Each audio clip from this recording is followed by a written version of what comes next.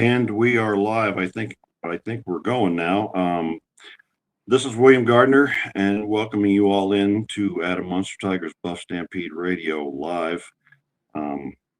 Obviously, this is going to be a little bit of a different podcast today than it has been, and I'm already feeling it. So hopefully, you all bear with us. This is our first podcast without Adam. And so we're going to go a little bit differently today. We're not going to be talking about CU football or CU sports. We're going to be talking about Adam Munsterteiger and giving everybody an opportunity to maybe say what's on your mind or what you're feeling. We are doing this. Adam, I'm here with Leo Rivera, and we're being produced today by Oliver. And Oliver, you put yourself on there and have you guys introduce yourselves real quick. Oliver Hayes and Leo Rivera were Adam's latest interns, and one of the things I think that meant the most to Adam was to work with young journalists and give them their start. And a lot of guys moved on to really big things, and so it was a pleasure for me to reach out to Oliver and Leo. And you all who've been listening to this long enough know that I don't have the ability to wherewithal, but just Adam used to do all of it while sitting at the thing. So we figured we better get three. So Oliver is the brains of the thing, and me and Leo know football, and we're just going to move on from there. So Oliver and Leo, why don't you guys just introduce yourself real quick? I guess I'll go real quick just because I'll go behind the scenes after this. But yeah, my name's Oliver Hayes. I just graduated from CU, and Adam brought me on to BuffStampede a few years ago before the 24-25 basketball season. And I did basketball stuff for BuffStampede the last 2 years.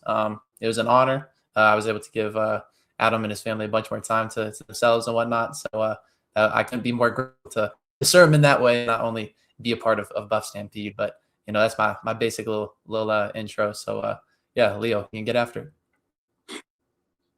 Oh, Leo looks frozen. He might be gone. Sorry about that, guys. There he goes. Okay, so Can you hear me? and that before Leo goes, that let me make a little announcement here that we're figuring this out as we go. This is our first time, so have a little grace for all of us. Oliver and Leo have done great work in setting this all up and making it happen. As was the case with Adam, I just get on here and run my mouth, so that's my role. But these guys have done a great job getting this set up. So Leo, go ahead and tell us who. Uh-oh. Oh, is he not hearing? Can y'all hear me? Oh, no. Sorry. This is not how I wanted this to go, but That's all right. Well, can you hear me? it is. Well, I'm going to try one more time to rejoin. So All right. as you can see, we may have some technical issues here, but we had technical issues when it was just me and Adam, and we're going to keep moving forward. So once Leo gets rolling, we will get him on here and speak with him. Oliver, let's see. So we're going to be joined here in a minute. First of all, I'd like to have people look at the bottom of their screen. It should be crawling across as ways to donate to Adam's family. And I think it's important that we remember that Adam left a lovely wife, Liz, and we're going to hear from her in a moment, and also 3 beautiful kids. And none of them planned for this to happen. But your support for them would be very welcome. So I think Liz can talk a little bit more about that. Leo, can you hear me now? Certainly. I Okay. disconnected the thing. So Quit touching your stuff, man. for sure. For those of you guys who don't know me, my name is Leo Rivera. Been a student journalist at CU covering the football team for the past 3 years. In this past, spring, Adam asked me to come on and join BuffStampede when he made the transition over to On3. Previously got to work with Mr. Big William over here as well last fall with some recruiting things. Kind of, got to know Adam over the years, but he made a huge impact over my time at CU. And then Leo, tell them where are you from and what's your connection to football? Yeah, I'm from Milliken, Colorado, small town, but I played football at Roosevelt High School, won a state championship there my senior year. I've continued on into coaching now. I've spent time middle school coaching and as well as high school coaching where I currently am now. And like I said, I've been covering the football team since my freshman year. So got a big passion for the sport. And I think that's something Adam appreciated. And one thing we were able to connect about a lot. And because people can't tell, people who have met me know how big I am. And I think people, when they saw, like at the hospital, when they saw you get off the elevator, people went like, whoa, like that. So tell them how tall and what you weigh. Yeah, I'm 6'2" right now. I'm about 270 pounds. When I played, I was about 285 to 289. And so Leo's a big dude, man. And so you don't see that necessarily from watching him on the screen. I first met Leo when on my last road trip with Adam, actually. Where was that? We went to that game, Leo? Roosevelt High School, Johnstown, Colorado. His alma mater, and Liz was there, and we got to watch. We were watching a CU commit who's now on the team, and Josiah Manu. Yeah. So we got to watch him, and that's where I first met Leo. So he's got a back. And what position did you play? I think it's pretty obvious, probably, but played left tackle. Small 3A football team, but was one of the bigger players on my team. So when we get back into football, we are going to get back into football, but not today. We're hoping to come back on Sunday and get back to that. But Leo will I guess we'll kind of switch roles, and Leo will be our football analyst, and I'll be, I don't know what I'll be. My role is to, I don't know, look like this on the screen or something. But anyway, I wanted to introduce you to Leo and Oliver. And as we go through this, we're very likely to get pretty emotional as this goes on. Yeah. I don't know. I was just thinking that the last time I actually spoke and saw Leo's or Adam's face was on this podcast from his hospital bed. And that's obviously probably the last time any of you saw Adam speaking. And so to do this today without him, part of me feels like that's not the right thing to do, but I know that he loved all of this and he built this, and we want to keep this going in his honor. So we're going to do our best, and we'd love to hear what you all have to say. Oliver has set up, and I don't know how this works again, because me, I don't know the only technology I know is this fan up here, which I can't point to, but everybody's favorite fan. But there's a way for people to if Oliver sees a comment or something, and it really leaps out at him, we can get people on at the end of the show. We're going to let people actually appear if they want to and speak their thoughts and Adam. So that's going to kind of be where we are. We will get back to football soon. And I think it's also important to tell you that we are doing this. We're just moving forward with this. We don't know what On3 is going to do with this site or with this podcast or anything else, but we are here to honor our friend and to keep going with his legacy. So with that, I would like to introduce our special guest and my dear friend, very close friend. And I don't know, many of you may have met her, but I would like to introduce you all to Adam's lovely wife, Liz Munsterteiger. Hi there. This is my podcast debut, because usually I like to be behind the camera. You can see me like the redhead walking around with a camera, but thanks for having me on, and thank you for doing this for him. Well, it's for you too, because we love you, and you and I have been close for quite some time. And I'm going to ask you the dumbest question in the history of the world, which is, how are you doing? I'm as good as I can be. Just the support that we've gotten from the whole Buff Nation, but so much beyond that. It's incredible, and it just feels like he's in an away game right now. Yeah. Well, and I was thinking about that. I don't live with Adam, so I didn't see him every day. So some days it just feels like normal, right? Until I expect a text or whatever. But for you, it's got to be entirely different. Yeah. It's but we're holding it together. The kids are just amazing. And yeah, we've had so many people reach out and support and giving us meals and DoorDash and everything. So yeah. And Leo and I were there in the hospital that last day, and tell us about who all reached out to you when you were sitting there in the hospital that day. So many people, and people that he hadn't necessarily been talked to in a long time. And I'm glad that he got to see the first time he went to the hospital, just how many people loved him and supported him and showed up. And I'm glad he got to see that while he was alive. And Coach Prime did call me, just said that they're praying for us to keep my head up. And to let him know. And I can tell you he's been checking on me, and Neely and Chico and Dukes and everybody. Like, yeah, this family is incredible, and they are taking care of us. Yeah, and I think that's an important thing to know. I mean, I think early, in Coach Prime's time here, there was a little bit of division between the longtime Buff family and the new people, I guess, for lack of a better word. But at the end of the day, we're all in this together. We all love the Buffs, and we all loved Adam, and so we're all in this. And I think that speaks a lot to. I know you've spoken with Philip Lindsay, and I think you told me that you just went through Adam's phone and just went down his contacts and texted everybody. Yeah.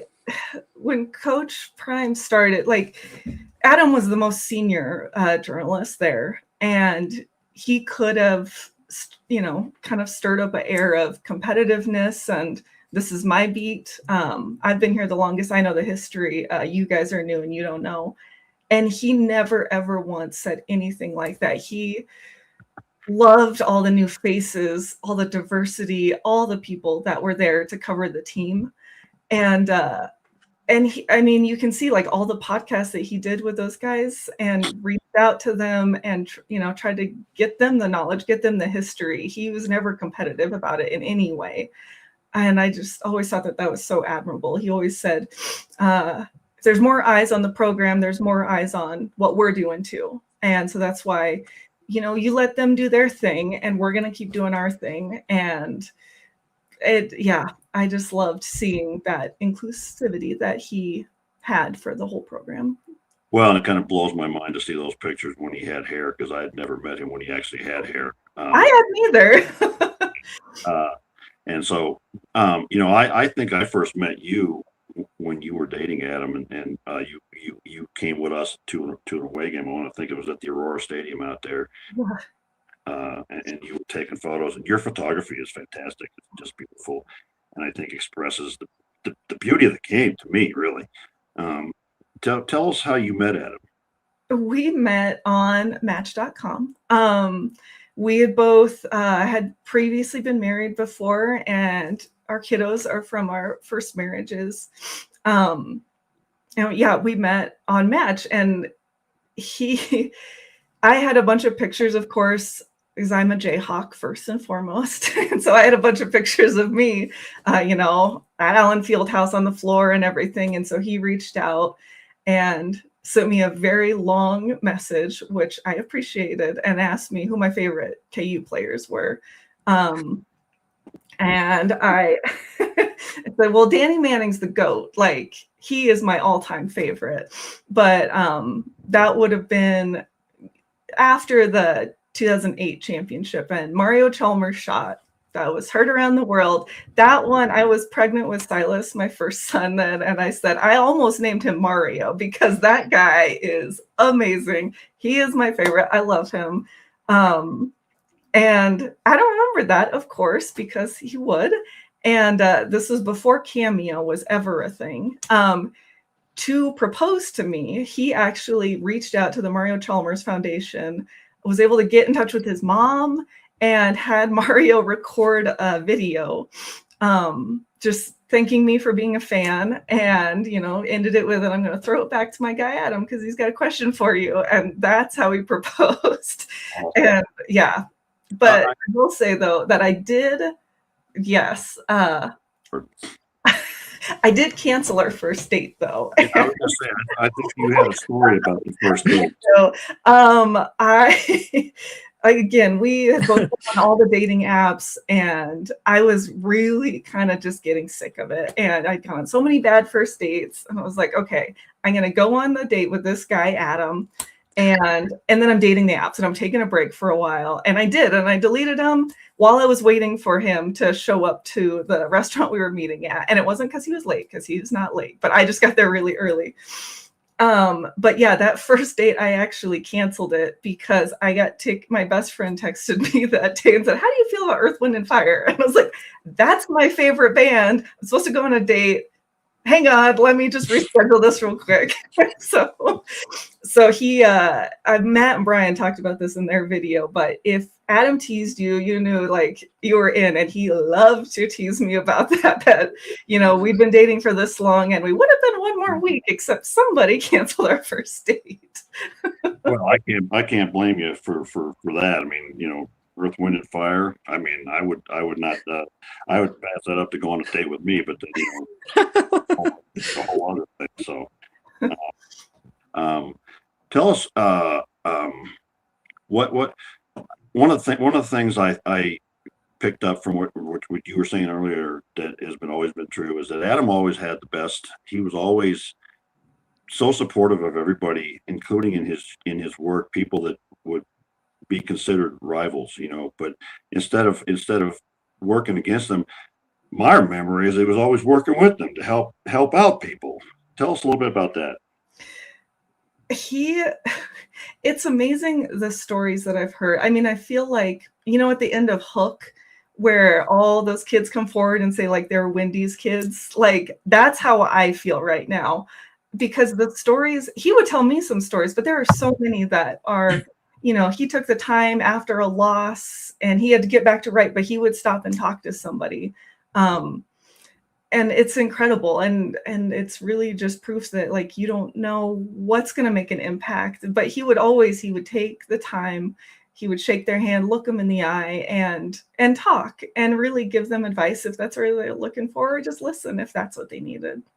And that reminds me, the first time I met Adam because he called me or he contacted me. I can't remember whether it's through the board or whatever. And I had been talking about offensive, defensive line. I coached those positions at a variety of different levels in schools and everything. He reached out and asked if I would help him evaluate players.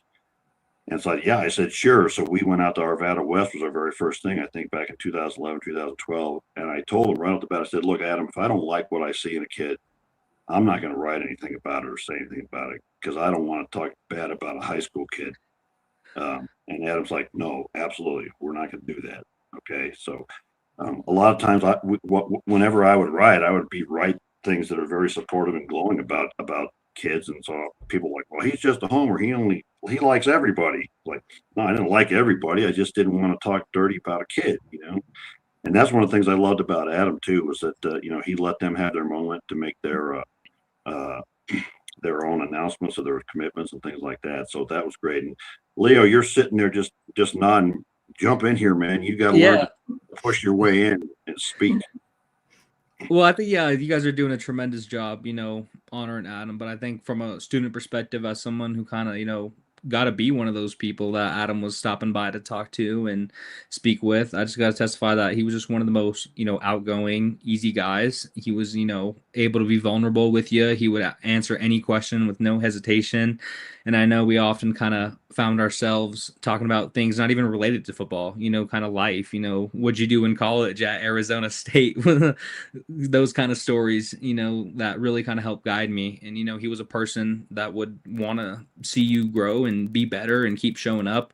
And I know Jimmie Searfoss mentioned this, but academics, I think that is a huge thing that some people don't really acknowledge as much, especially within being like extracurriculars within school. But he was super big on, are you going to class? Are you taking care of your grades? Are you making sure you're doing all that stuff first before you then come and be a participant and, contribute to this site? So he wanted to make sure academics were a main thing. I know Oliver could feel that as well. And like I said, Jimmie mentioned that big time academic guy. I will say, his mom has saved all of his papers, all of his report cards. I do have to say, and I don't want to speak ill of him, but he pretty consistently got a C in English. And so I will also say that you don't have to be the best at it. You just have to have that passion. And these, sure. Right. He would make these, Yeah, and I think that what really counts with people, is when Adam and I did podcasts, it wasn't always the smoothest thing ever. But what people understood, we were being honest, and that we were, we sometimes he'd make me laugh, and sometimes he'd throw out bait and try to get me to take it. Sometimes I did. Sometimes I said, hey, now you're just baiting me, But we had fun with it, and I think that what people want to see is reality and honesty. And I listened to Leo thinking about talking with the young journalists and things, and I have to think Adam was a fantastic father for those same reasons. Absolutely. Yeah. Aubrey was truly the strongest lady I know. Her and I have been holding each other up through a lot of this. And those two had a handshake. And she said, okay, now it's your turn. You got to learn this with me. So we're carrying on their handshake together. And she's just amazing. And yeah, my two kids, Silas and Jackson, he really tried to do things to bond with them in just special ways so that they would have something together. Silas, he would go on hikes with. They did some 5Ks together. That kid just loves to be outdoors. And so he had that. And Jackson is he's my racer. He loves cars and F1, and he is a kart racer now. And Adam started watching the F1 documentary series just so that he would know what Jackson's talking about and all those racers and the teams and everything. And it was just so fun to hear them with that. And something that they did together is they would watch the F1 race whatever time it was, anything, and those two would look up. They also share a love of cooking, and so they would look up what the traditional breakfast is wherever the race was, and they would make the weirdest breakfast to us. Just amazing. And there was a couple times on air that Adam would say something, well, my son did this, or my son did that, and I'd say, like, thanks for saying son, that's really cool. And he said, well, it would take too long to explain it when I was on the radio or whatever. And I realized, like, he never called them stepsons in a way that was, to distance it. Yeah. But he also never, didn't have them call him dad. Like, he was just Adam. Their dad is a great guy. That just wasn't my guy. And just Adam was that additional father figure, and he really took that role seriously. It meant so much to me and us. Well, yeah, and I remember, we would do our podcast years ago. Aubrey would be there, and so my wife would watch her, and we'd do our podcast. And sometimes we did them from outside the basketball arena at Colorado or wherever, and sometimes up at his house. So I've kind of known her for a long time as well. So tell us a little bit about, do you have a thought for, I know you've talked to me about this a little bit. How are you thinking about honoring Adam moving forward? Even before I met Adam, I've always been a newspaper person. When I would do my summer internships, it was doing like manual paste up classifieds with like the wax machine and everything. And so that's always been a huge passion for me, as well as sports. I was the high school basketball manager from fourth grade all the way till I graduated, just to be on the field and court. And that's always been my passion. And that was something that, brought us together and helped us create that bond that we both got it. And news, journalism, visual media have always meant so much to both of us. And yeah, I was so honored to be able to like get credentialed every once in a while and go down there with him. So what's been on my heart, and I don't know exactly what it's going to look like yet, but I am going to continue his legacy of helping young journalists with some sort of a fellowship or something like that we can help continue that legacy of helping students, whether it's monetary, whether it's, just getting a byline, getting on camera. He would tell me these stories about when he was, way before me, way before Aubrey, he was covering multiple beats in different time zones. And, he had just a weight machine in his kitchen, and he was just writing all the time. And he had to work so hard to get all of those things going. And that was one thing that he did with all these guys that have worked with him, that, you know, he knew he could never pay them that much, but he could give them a byline and get them on some kind of, you know, national site. And so that's what I want to do, and keep helping. That's something that's so dear to us. So. And we'll talk in a minute about something else that I came up with. But Leo, you're smiling. What are you thinking? I'm just like, that's what he would love. I think that's a great move, Liz, because with how much Adam cared about, you know, CU and student journalists and helping other people, I think there's probably no better way to express that, you know, gratitude. And I think hearing his name every year, you know, for however long CU continues to be a college would be a great thing. And, you know, he's going to be, I know, honored in a lot of different ways, you know, but that's just one of them, especially when you talk about the student impact that he had with raising so many great journalists and people who went on to do amazing things in the field. Mm-hmm. And before I go on with this thought, I just wanted to, Oliver put up a chat there from NY196, I think it is, but about, I want to shout out to CU Aunties and Dukes and Uncle Neely and everybody else. And I've looked at some of the comments on X and you know, in the comments that I go back to the older podcast, and I see some of you have gone back there and made comments there, and it means the world to me to have you all show your love and support for Adam and for me and for what we're doing here. And we always wanted to reach out to everybody. We didn't want to, you know, have just, there's the people on this board and there's the people that do that. We're all CU Buffs, and Yeah. I appreciate all of you, and I am moved by your love for Adam, and it speaks to his who he was as a person.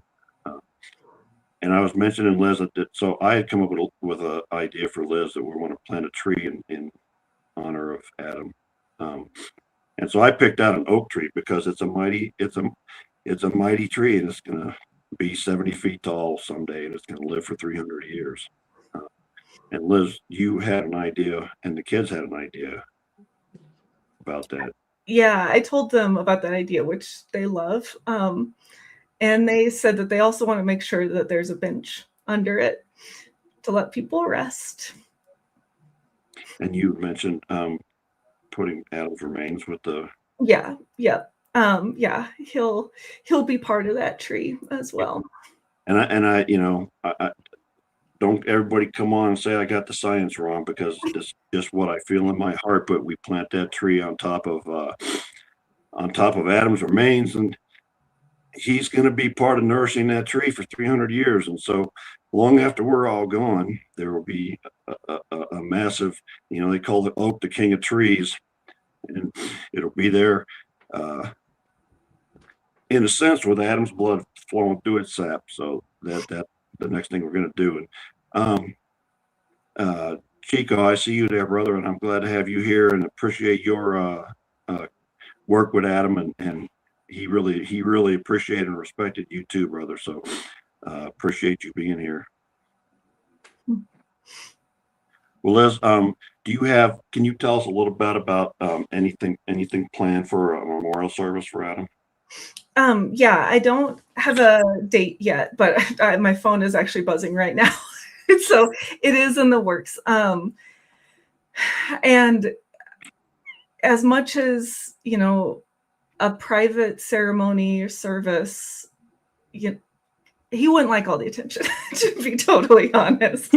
But I think it's so important for all of us to be able to grieve together and tell these stories and laugh. You'd want us to be laughing too and cry. So I will be putting that out as soon as I know. We are going to do something at Folsom.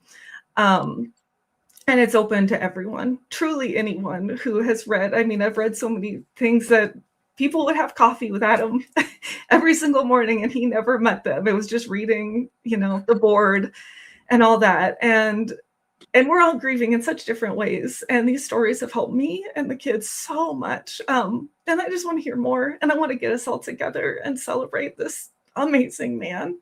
And My only request, though, that I think we've talked about this, is that there will be no formal funeral attire. That man was in a hoodie and basketball shorts 90% of his life, unless he was covering a game, and then he would dress up, or he would dress up for dates with me. But sports gear, like, that's what he wanted. He didn't want people to be comfortable. I will put the caveat on it, though. It doesn't have to be CU. It doesn't have to be Celtics. It can be your team, unless it's Nebraska. Okay, I can say you told me there's one thing that's not allowed, and then I said what? And then I said no Dan Lanning green. And what do you show up in? It's Celtics. It is not Oregon. I would never do that. It's funny looking at his closet. That man did not own a lick of red in anything he owned. There is no red at all. So no Nebraska red. Other than that, just come be comfortable and celebrate that guy. Yeah. Well, and that's the way it should be. Tell us real quick, Liz, to the extent that you're willing or able to talk about it, what are some of the challenges facing you particularly, and I guess you would speak on behalf of the kids? How can people help you? What do you need? What's happening? How can people help you? Gosh, the donations have been incredible. I mean, you don't realize how many extra costs there are involved with the kind of stuff. And so that's truly helps immensely and has helped me be able to take the time to grieve and take care of his state and everything that we've got to do. But I would say, I mean, if that's not an option, because we would never want anybody to be, uncomfortable in a financial situation just for that. But just keep telling his story, keep tweeting about him. I'm going to keep telling these stories too on X and Facebook and everything, and because it helps me. And just live big, live life like Adam. Man, that guy, like, we were together almost 9 years, and we did a lot in those 9 years. We lived a lifetime in those years. I got to go on so many trips with him. We would get to go do all this stuff. And he would always say his only regret in life, the one regret that he had was not shaking hands with Paul Pierce and Kevin Garnett at that 2023 USC game. He did not get starstruck ever. I mean, someone would come dap him up in the airport and I'd be like, who is that? And he's like, oh, it's, all-star, da-da-da-da, and he was in the Super Bowl. And I was like, what is happening? This is crazy. But he did chicken out, and he admitted that we talked on a couple podcasts that he so regrets not, because they were doing a live and he didn't want to interrupt them, and he also wasn't sure what to say, and so he didn't say anything to KG and Paul Pierce. That was his regret, but I know. So you miss 100% of the shots you don't take, right? Yeah. So take those shots for him. There are a couple of different ways for people to donate to Liz and the family, and those are all out there, and I think they're scrolling across the bottom of the way. You can talk to people. We'll get the date, and I think, Liz, you said that the CU is going to have the memorial in Folsom, right? So we will get the time and the date for that. But we'll get all around to all that sort of stuff, and just remember that we had a little gathering of all the insiders and such at Ryan Koenigsberg bar the night after, and I said, one of the things about Adam, and there we all are, and I'm kind of horrified. Like, oh my goodness! Thank God we got Leo. I'm not the biggest guy in the room anymore. But and then I got good looking young Will next to me, making me look bad. But I those of you who have been on this podcast, you've probably heard Adam and I talk, and I'm not shy about talking about the problems I've struggled with my whole life with depression and my emotional health and things like that. And one of the things I said that night was Adam was always kind of there, just kind of, you don't always need somebody to take care of you 24/7, but sometimes you need somebody to lift you up and to the top so you can get a little air and you keep going. And Adam was always like that. And the last words that I ever got from Adam was that Sunday before everything really went bad. He said he'd been in the hospital for 4 hours that morning. And I said, "What the hell, man?" And he said, "No, it's nothing serious, just getting something drained." And I'm thinking, bullshit, there's 4 hours in the hospital, it's something. And what he wanted to know was I had a hard week of 6 days in a row working. He wanted to know how was I doing? Was I getting some rest? And the last thing that he ever messaged me was, "Can I DoorDash you some lunch?" So this guy is in the middle of the crisis of his life, and he's worrying about whether I got lunch or not. I may not ever meet another guy quite like Adam. So I think I got it. So some of the things we have to do in our podcast, we still have to run our ads. Okay, so we're going to do that. Chico, if you want to come on live, we'd love to have you. Oliver can make that happen if you reach out to him. But Liz, you want to stay with us, or it's up to you? I'll be in the chat here. Okay. Yeah. And Oliver, you're the boss. Are we going to commercial now?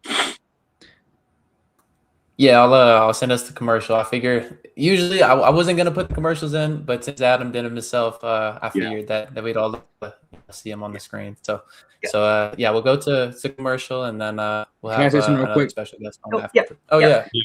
Yeah, I just want to say, guys, just shout out to Liz and William, first of all, to be able to come on here and put their emotions out today.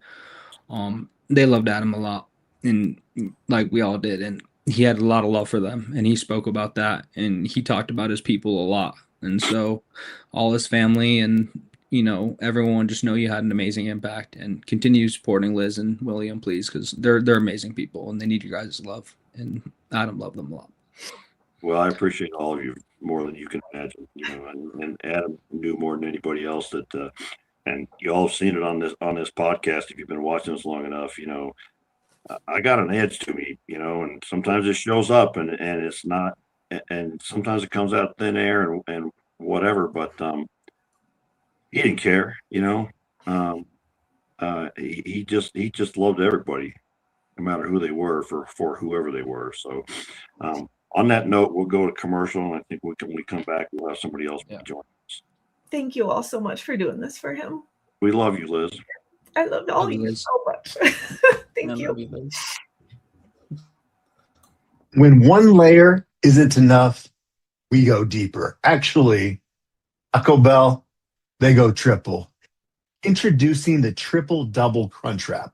Premium all-white meat marinated chicken, seasoned with bold Mexican spices and tossed in a crunchy tortilla chip coating and dusted with bold, flavorful Diablo spice seasoning, served with spicy ranch sauce.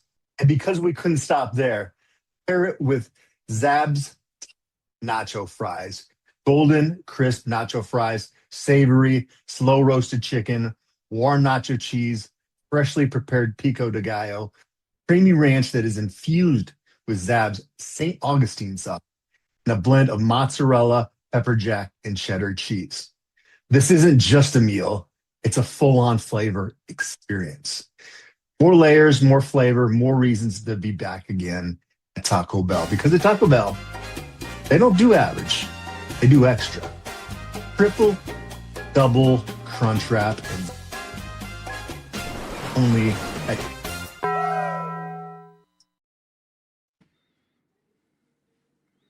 Well, actually, I'm glad we played that, because that's our boy right there.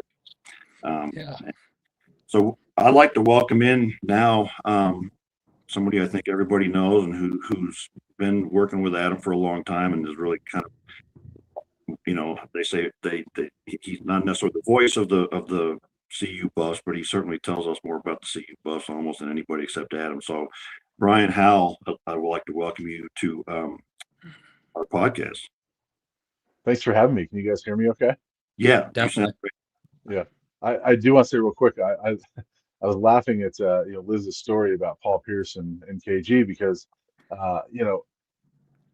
it's been a long time since I've been starstruck, but it reminded me of years ago. I covered the Rockies, and I think it was opening day or the home opener or something like that, and I'm in an elevator to go down from the press box to the field, before the game, and Hank Aaron's in the elevator, Oh my God. and I could not say a thing to that guy. I just stood there and looked at him, and I couldn't believe I was in the elevator with Hank Aaron.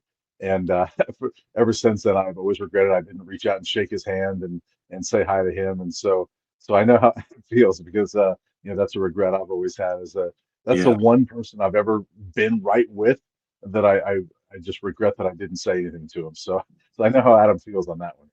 And I got a similar thing when I was in law school. I worked in the U.S. Senate for Senator McCain for a while, and I was in an elevator one day going to do something, and the elevator door opened, and John Glenn walked in, and I was like, Wow. and he kind of looked at me and said, "How you doing, son?" I don't think I answered. I just looked at him. I was like, "It's John Glenn." So those kind of moments are priceless. Tell us how you first got to know Adam. Just covering the Buffs. I started covering them. Actually, it's funny because I know he started in 2003, and I was looking back because I was trying to find some things for Liz that she asked me to look up, just kind of some of his favorite people he interviewed. So I'm back and I was looking as far back as 2003, and the opener that year was the CSU game where Joel Klatt kind of went off, and it was the Lightning game. If anybody remembers that, like, there was a lightning delay. Joe Klatt, his first game as a Buffs quarterback, threw for 400 yards, something like that. And I wound up covering that. I wasn't a Buffs beat writer at the time, but I covered it. And I think if Adam started in 2003, that might have been his first game. But I didn't really meet him until 2010 when I really started covering the Buffs full time. And we got to know each other, pretty quickly, because it's a small group that's covering the team. So got to know him pretty quickly, and just you find out quickly that he's a good guy, and you like this guy, and you kind of like stand around talking to him outside the practice gates and things like that. So really kind of 16 years ago we got to meet Adam, and it was great all 16 years, and was so fortunate to have those years with him. Let me ask you, because I don't really know, from the outsider's perspective, wouldn't you guys kind of be competitors, working the same market, or is that not how it works? Yes, and that's what was funny about it, was that when we first started doing the videos in 2018, actually the former beat writer at the Daily Camera, Kyle Ringo, who a lot of people remember, Right. he had moved with his family down to San Antonio in 2015. That's why I took over as the number one, I guess, at the camera, covering CU football. But previous to that, I had been kind of helping out Kyle. But he messaged me in 2018. He goes, "Well, that's kind of interesting. You're working with Adam, 'cause you guys are kind of competitors." And I'm like, "Yeah, I mean, in a way we are. I mean, um, different platforms. I mean, obviously, what Adam did, at Rivals and 247 and On3 was more on the recruiting side. He would do the day-to-day stuff, obviously, but he was more recruiting focused than I was. But we were competitors, and that's what I think made it great, was that it worked. I think people loved that the two of us, not, and maybe people didn't recognize that we were quote unquote competitors, but I think it worked that we could be from two different organizations and come together and do these videos and put them on. If I would produce one and then send it to him so he could put it on his platform, he would produce the next one and send it to me so I could put it on my platform, and it just worked. So it's kind of a symbiotic relationship that helped you both in some sense. Yeah, absolutely. And it was his idea. I've told the story, but it was the first day of fall camp in 2018. I remember going down there. Mike McIntyre was the head coach, and we go down there for the lower practice fields, and there's always that wait before practice ends. And Adam says to me, he goes, "Do you want to do an analysis video?" And he goes, "I don't know if anybody will watch, but if maybe a few hundred people watch, we'll do more. But just thought maybe we could do an analysis video." And I was like, "Sure, yeah, we can try that." And so we did it, and about 1,000 people watched that first video. We came back the next day for practice, and we were just blown away. And so we're like, "Well, we'll keep doing them." Yeah. And 8 years later, I mean, we did 8 seasons of videos where, I mean, I don't know how many videos we did. And in the early days, I was kind of going back and looking on his channel. I don't think we did them after every practice, but especially the last several years, especially the prime years, we were doing them after every practice. and we were doing 4 a week during the football season, because we would do one after the Tuesday press conference, we would do one after the Wednesday practice when we had availability, and then I would produce the game preview video that we did, and then he would do the post game video. So we were doing 4 a week. I mean, times 12 games, that's 48 a season just during the season. Plus you have fall camp and everything. So and then spring ball. So there was probably 75, 80 videos a year that we did for the last several years, and 8 years total.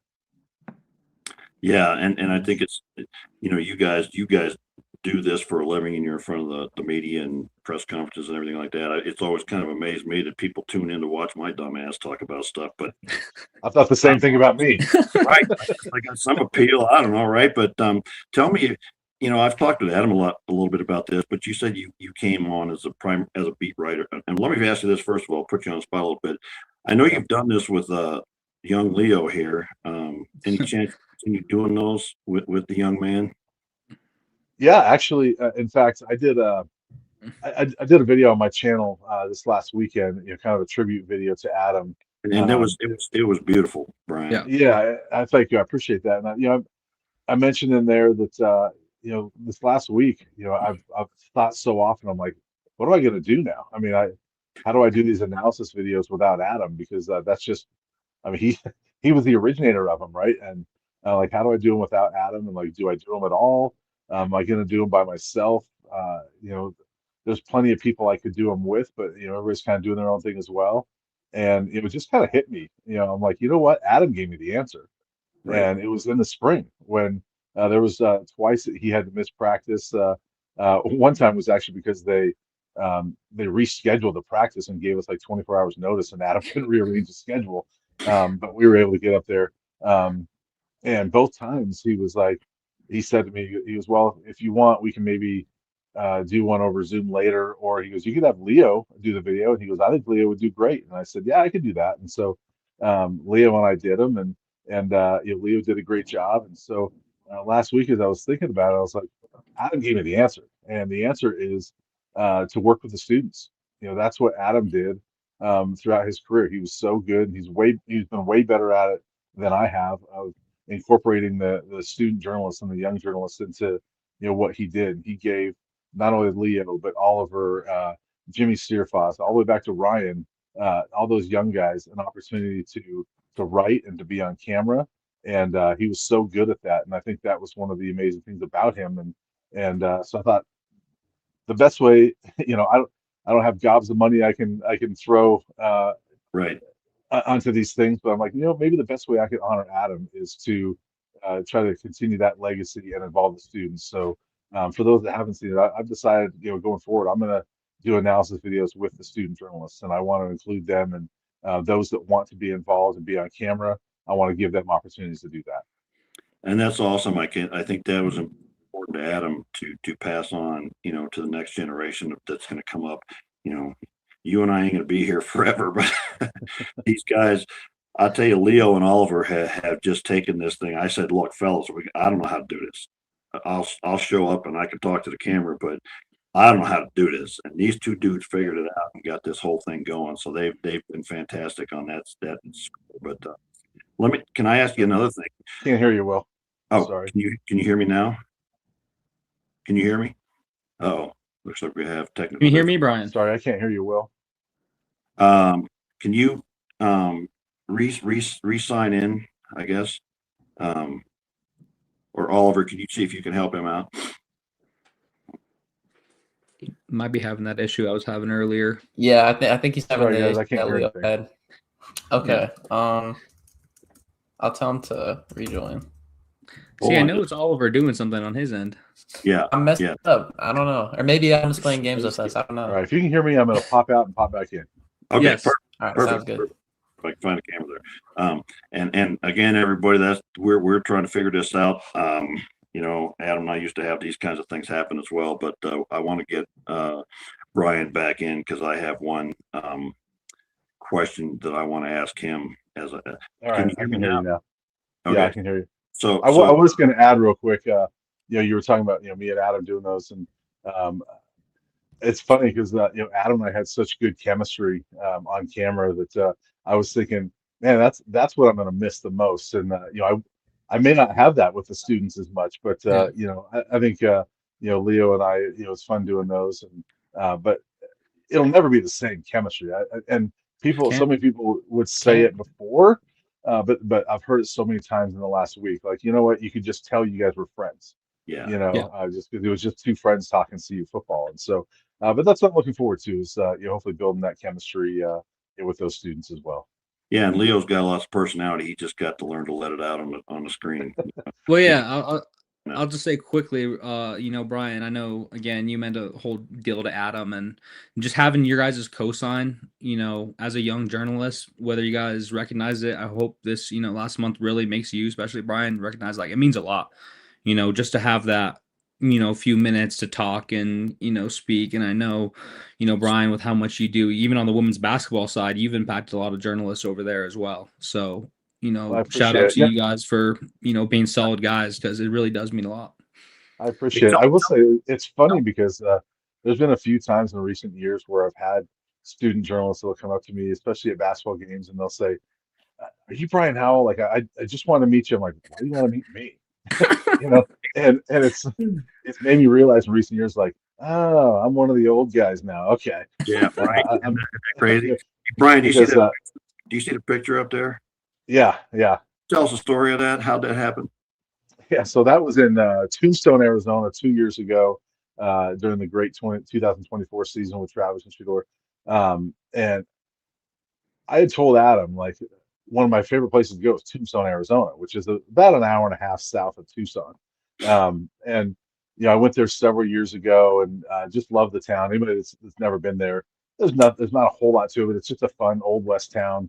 I like American history and things like that. And so, and they have the best root beer ever down there. The Tombstone sarsaparilla or whatever you say it. It's the best stuff ever. And the only place you can get it is Tombstone. And so every couple of years when we'd do the Arizona trip and go down to Tucson, like, well, I got to go down to Tombstone. And so, Adam knew that story and, knew that I would go down there all the time. And so, he's from Arizona. And so, his mom was actually just telling me this last week that when he went down a couple of years ago, he said to his mom, he goes, "When was the last time you went to Tombstone?" And she goes, "Well, we took you down there when you were a kid." And he goes, "Well, we got to go." And she's like, "Okay." And so she went down there as well. I believe Liz was there too. I think so. And so we went separately, but we kind of met up. We were in Tombstone at the same time. And Adam and I are like, we got to do one of those Old West photos. I mean, that'd be really funny. And if we did one of those. And so we did. I mean, Old West town and touristy, and they've got a few of those photo studios set up. And so we went in there and got all the gear on and took the photo. And it was awesome. It was just a fun memory with Adam. So it was fun. I have two last questions for you, Brian. Let you go, but you said you came on as 2010 as a primary CU beat writer. Yeah. And I've asked Adam this question before, but what's it like to be the reporter for a program that is just so dismally bad, so many year after year for that whole time? Because I don't know, I guess people probably want positive stuff, but what the hell is there some years? Talk to me about that a little bit. Well, it's going to sound weird, but it's not as bad as people think, because, and I think Adam would say the same thing, because Adam and I were like-minded in that we're both people, for lack of a better term. But I think Adam and I both just like the people, and even if the football sucked, the people around there were awesome, And I think what I did for Liz is she asked me, "Can you make a list of the people he liked interviewing?" And it was so hard to make that list because, and I told her on this, I'm like, I don't know if these are people he liked or I liked, but I think we both liked them. And it was such a long list, and I broke it down by era for her because there's so many people. But I think we just enjoyed. Look, the 2022 team, was terrible, right? It was, if it wasn't, I mean, it was one of the 2 or 3 worst. This is how bad CU football is. It may not have been the worst team we covered, as bad as that was. So, but you know what? There was Brady Russell, and there was Deion Smith, and Jordan Tyson was a young guy on that team, and Owen McCown was a good young player on that team, and there were people that we liked that were on that team, and there were assistant coaches that were on that team that we really liked. And so I guess what I'm trying to say is you still came to work every day and saw people you liked. I still saw Adam whenever I would go there. I still saw assistant coaches I liked, players I liked. I like Rick George, and the SIDs up there, and there were still people you liked. And so yeah, game day sucked a lot of times, and it's hard to. Sometimes you're writing about the same type of deal, and you get the second half of the season. Yeah, it kind of sucks when you're mid-October and you already know the season's pretty much over, Yeah. and at that point you're kind of writing the same type of stuff. So that part sucks, but honestly, the people make it better. And if you're not that type of person, you're going to be miserable. I think Adam and I were both liked people, and both enjoyed going to work, and so it didn't make it. I'm giving you a long answer, but it didn't feel awful because of all the people that you were with. Let me ask you one last thing to wrap things up for you, maybe. And this is kind of specific, but I know you traveled to all the away games and you were with Adam and all. Do you have any particular one memory of an away game with Adam that sticks out to you to close things out? Oh boy, there's a lot of them. Right. Probably. I mean, if there's one, if I had to say, it'd be, when we went on the road together, we didn't really spend a lot of time together on the road because there was a lot of times.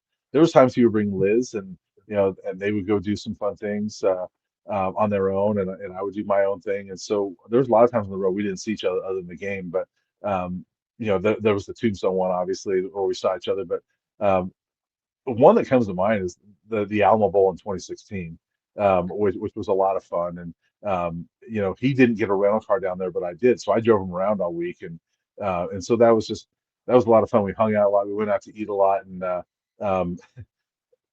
I told this story on. I did a podcast with Matt Smith yesterday and posted it this morning. But Christmas night, we went down the Riverwalk and we had dinner, right?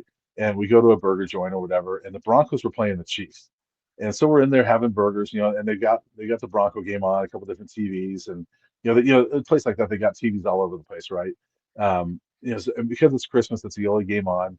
The Broncos were getting killed, and at one point, it was so funny because we both realized at the same time. So on some of the other TVs was Beauty and the Beast for some reason, the Disney cartoon, right? And so at one point we're eating dinner and we're just kind of sitting there, and we both realized we're not talking, and we're both watching Beauty and the Beast. And I'm looking over Adam's shoulder, looking at the screen where Beauty and the Beast is. He's looking over my shoulder at that TV where Beauty and the Beast is playing, and we're both watching that instead of this awful Broncos game. And we're like, boy, this is not what we usually plan for Christmas. But that was kind of a fun memory. And I remember going that Alamo Bowl. We went to they always do player things. We went to SeaWorld, and SeaWorld's closed, but they do some things with the players, and they did the Ferris wheel, or whatever. It's a roller coaster, and some of the players fed the dolphins, and one of the walk-on linebackers was curious what the dolphin food tasted like, and so he put it in his mouth and tasted it, and it was just funny things like that. It was just fun being with Adam, and one thing I guess I would regret is that we didn't do more fun things on the road, but at the same time, we were he would see different friends, or bring Liz, or see his mom in Arizona, things like that. But we did share a lot of meals together and things like that. He did share with me one thing about, I think it was the Central Florida game in 2024, about how, I don't know if they were stomping or something, but he said the whole press box was shaking or something. Yeah, well, it's called the bounce house. That's house. Because it just, when they get going, you literally feel like you're going like this, because that place gets bouncing, and it wasn't bouncing very much the last 2 quarters. I can tell you that. It wasn't, but I remember that game, Brian. Adam was so drenched in sweat. I mean, we both wore suits, and I remember talking about that so much. It's like, yeah, never again we making this mistake ever of wearing suits to a humid climate like this. That was hilarious. I'll tell you another one. I know you just asked for one. You got to get going. But our last trip to Pullman, Every trip that we did to Pullman was awful because the bus played terribly.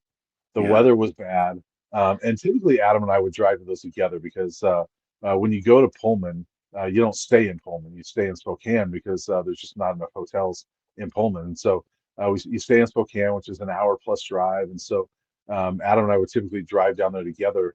And I remember driving in snow one time with him. And the last time we went, which was the 23 season, that was the game where Shedeur gets knocked out for the year. I remember that where he, like 10 plays into the game, he gets knocked out. And they just get drilled. And they play three quarterbacks. Gavin Cold with the pass to himself, and then also the double pass interception. It was just a miserable game. But the weather was terrible and all that stuff. And when we did our post game analysis, we did it, and we get done, and the first thing Adam says, he goes, "Now let's get the hell out of here." Yes, I'm just glad we never have to come back to this place. Amen. Well, thank you very much, Brian. We appreciate you coming on here, and wouldn't be a tribute to Adam without having you on board. And we all loved your content with him, and I hope moving forward you can mentor a young man here and knock some sense into him. I'm gonna do my best. So I'll see how Adam molded him and see if I can do my best as well. But thanks for having me. I appreciate it. I've been talking about Adam a lot over the last week, and it's been hard at times. It's been therapeutic at times. It's been fun at times. Going through a lot of the memories and laughing at times, crying at times, and just thank you for you guys doing this, and thank you to Liz for everything. You see her comment, Brian? What's that? Do you see Liz's comment up there? No, I can't read it. I have my reading glasses on. Sorry. Okay. Because when I told Aubrey we were doing this, she wanted to make sure that Brian would be a part of it. So thank you, Brian, she said.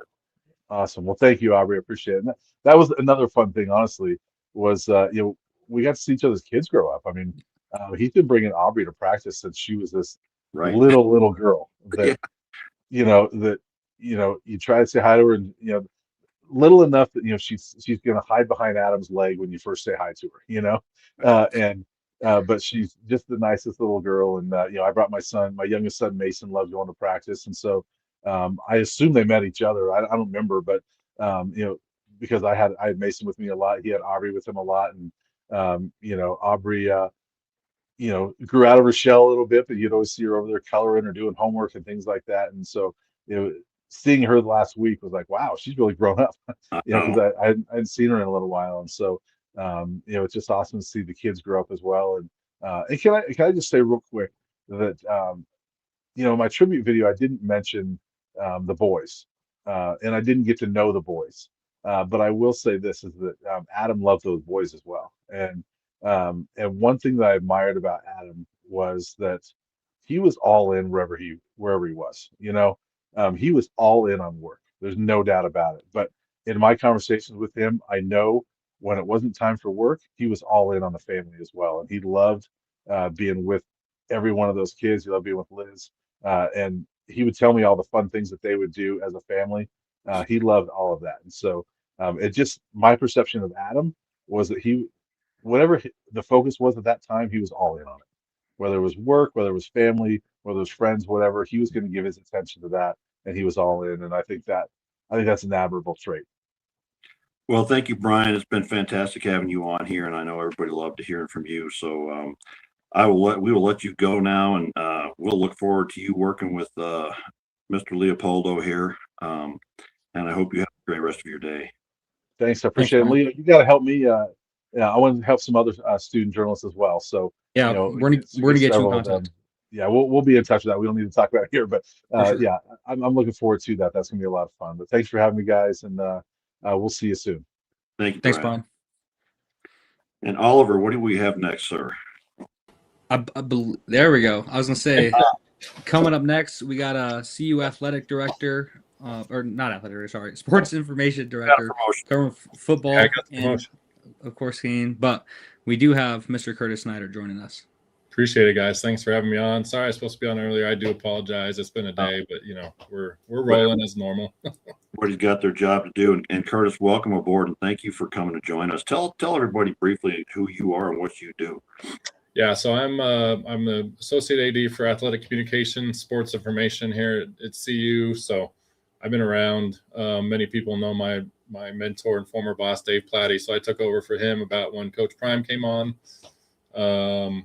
I've been part of this program. I started working for Dave 2 days after I graduated high school in '94. So that magical '94 season was my freshman year at CU.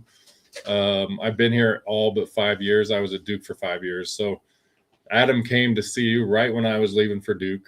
But when I got back, he was kind of entrenched in all this stuff, and just been a staple ever since. It's gonna be weird, right? But and I think anybody that's been around this program long enough has lots of Dave Platty stories. But I'm gonna throw one out to you from before you even out of high school, back in 1989 when CU went undefeated and going to the Orange Bowl. Yep. I was past playing days, and so I was working for the program, and I was stationed on game day outside the north press box door on those stairs. And so my job was look at credentials to see who got in, turn people away. And so that game, last game of the season, was against Nebraska, and it was for all the marbles, and sometime shortly after and it was a hell of a game, and it was shortly after the halftime, Irv Brown and Dave Logan and I can't remember the third member of that group. There were big radio personalities at that time. They came out the door. They said, "Hey man, can we stand out here with you? Platty won't let us cheer in there." Yeah, the cheering in the press box was definitely, my freshman year was that '94 season, and the thing I remember most about that year was last game of the year, right? Rashawn could hit 2,000. Cordell's going to break a record. All these people are breaking records, and the one time I've cheered in the press box is when, and Zimmer's call is about the best of it, is breaks around the right and goes for 67 yards and scores. But Dave wasn't up there. And so to this day, that's the only time Dave hasn't been up there. But that's my freshman year. So I was like, oh, Dave must be doing something. And then I look down and he's down on the field. So like at halftime, they called him down because Coach Mack was retiring after the game. And so talk about a crazy that game, just being a fly on the wall of that game was crazy. Yeah. But I can't imagine from his point of view what he had to go through. That played in my mind when Rashawn got that long run and everybody just kind of went berserk. And I don't remember, didn't they stop the game or something? And they did, yeah. Yeah, I remember that, man. So tell us a little bit about how are you connected with Adam? Yeah, so Adam, obviously is one of our main beat writers. Like he's one of my favorite guys. He had another one of my favorite on just now. I was able to listen a little bit of Brian, and obviously they were close and developed a friendship. I would love to be in the position to be better friends with all the media that cover us. Obviously, there's that professional side that we have to maintain, but Adam has always been just one of my favorite people. Consummate professional. We probably had I always respected his opinion. And a year ago he kind of sent me a note, and it was like the first time it wasn't super positive, right? But I remember it the most because it definitely made me think about what we were doing, what could we improve, and things like that. So Adam is also, going back to a little bit of Dave Platty, like we didn't credential Adam right away, I don't believe. And so, it's a different world today, but in that day, these fan sites were kind of just coming into being. And, like, how do you define media? It's something I'm still passionate about today, but I think Adam is the one that kind of changed Dave's mind on some of these fan sites and some of these recruiting sites, kind of getting over that hurdle to get credentialed and then get part of the system, right? And the thing about Adam is he never put me in a position I didn't like that would compromise me, right? Like at the recruiting side, we have to be very careful about what we can and can't talk about and promote and do. I only dealt with him as a beat reporter for the program, covering the non-recruiting side essentially, right? And so the fact that he never, even once put me in a position to be like, hey, sorry, I can't answer that question, right? So that's probably what I remember the most, is just his ultimate professionalism. And I threw it out on Twitter too. Like, Leo's the latest example, but he has done such a good job training the next generation and taking them under his wing and giving them opportunities. I think even in, I think Brian mentioned some of it at the end, but I think like that used to be the Daily Cameras role.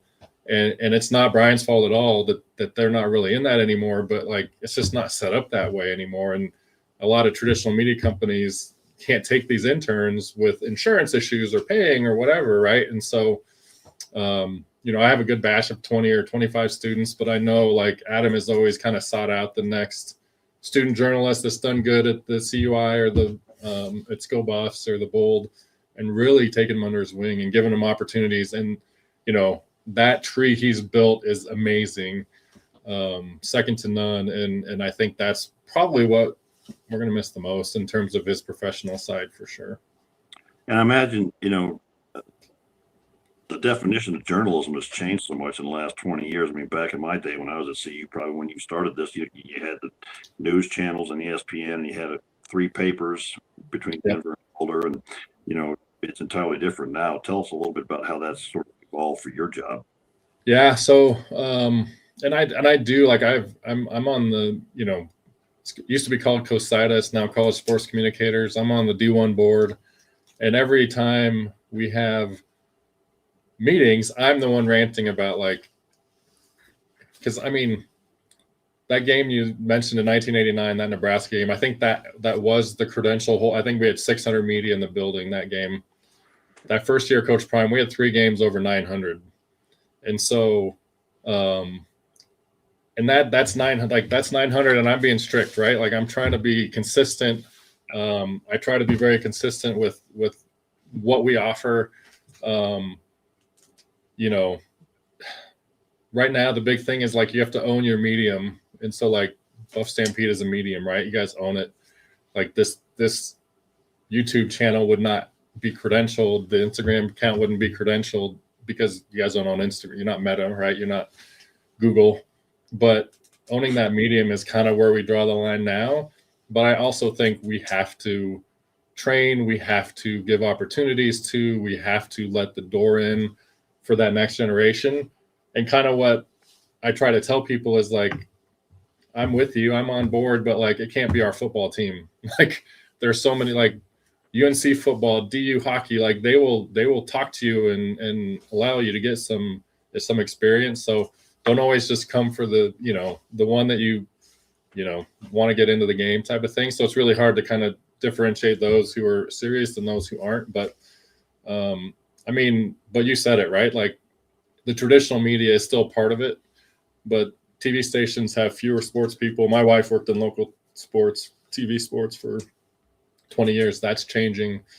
I'm sure Brian would tell you newspapers have changed, right? Like, his byline is in the Denver Post more than it's in the Daily Camera. That would never have happened even 10 years ago, right? So it's definitely changing. We do need to be conscious on my side of it, of trying to give ways to train that next generation and give opportunities to do it.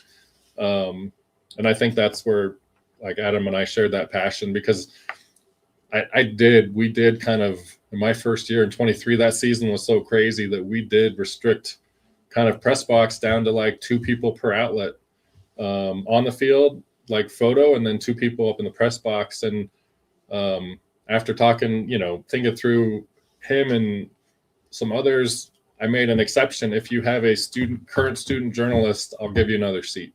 If you're using it for another current student journalist, we'll give you a 3rd seat. And Adam was one that used that more than anybody else, for sure. I think the second game, we just set it out for the season because we knew it was going to happen. And that's awesome. I mean, at the end of the day, University of Colorado is dedicated to teaching people to do things, right?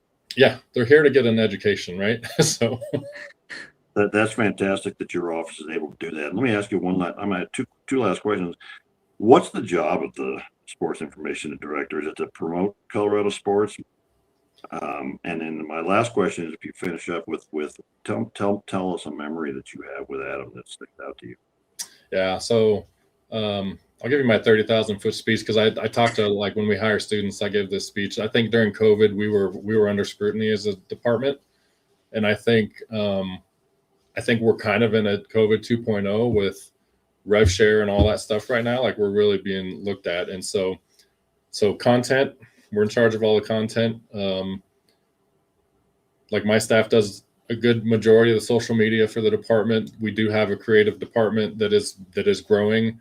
And so football and men's and women's basketball on the main account have full-time people kind of on their social, but we still handle most of the rest of the social. But everything you see on CU Buffs, all the stories, recaps, bios, schedules, rosters, all that stuff. We are the archive too, and that's another, Platy special. So we have 54 file cabinets. I'm trying to figure out how we can digitize and get used and brought back to life the tremendous history of this place.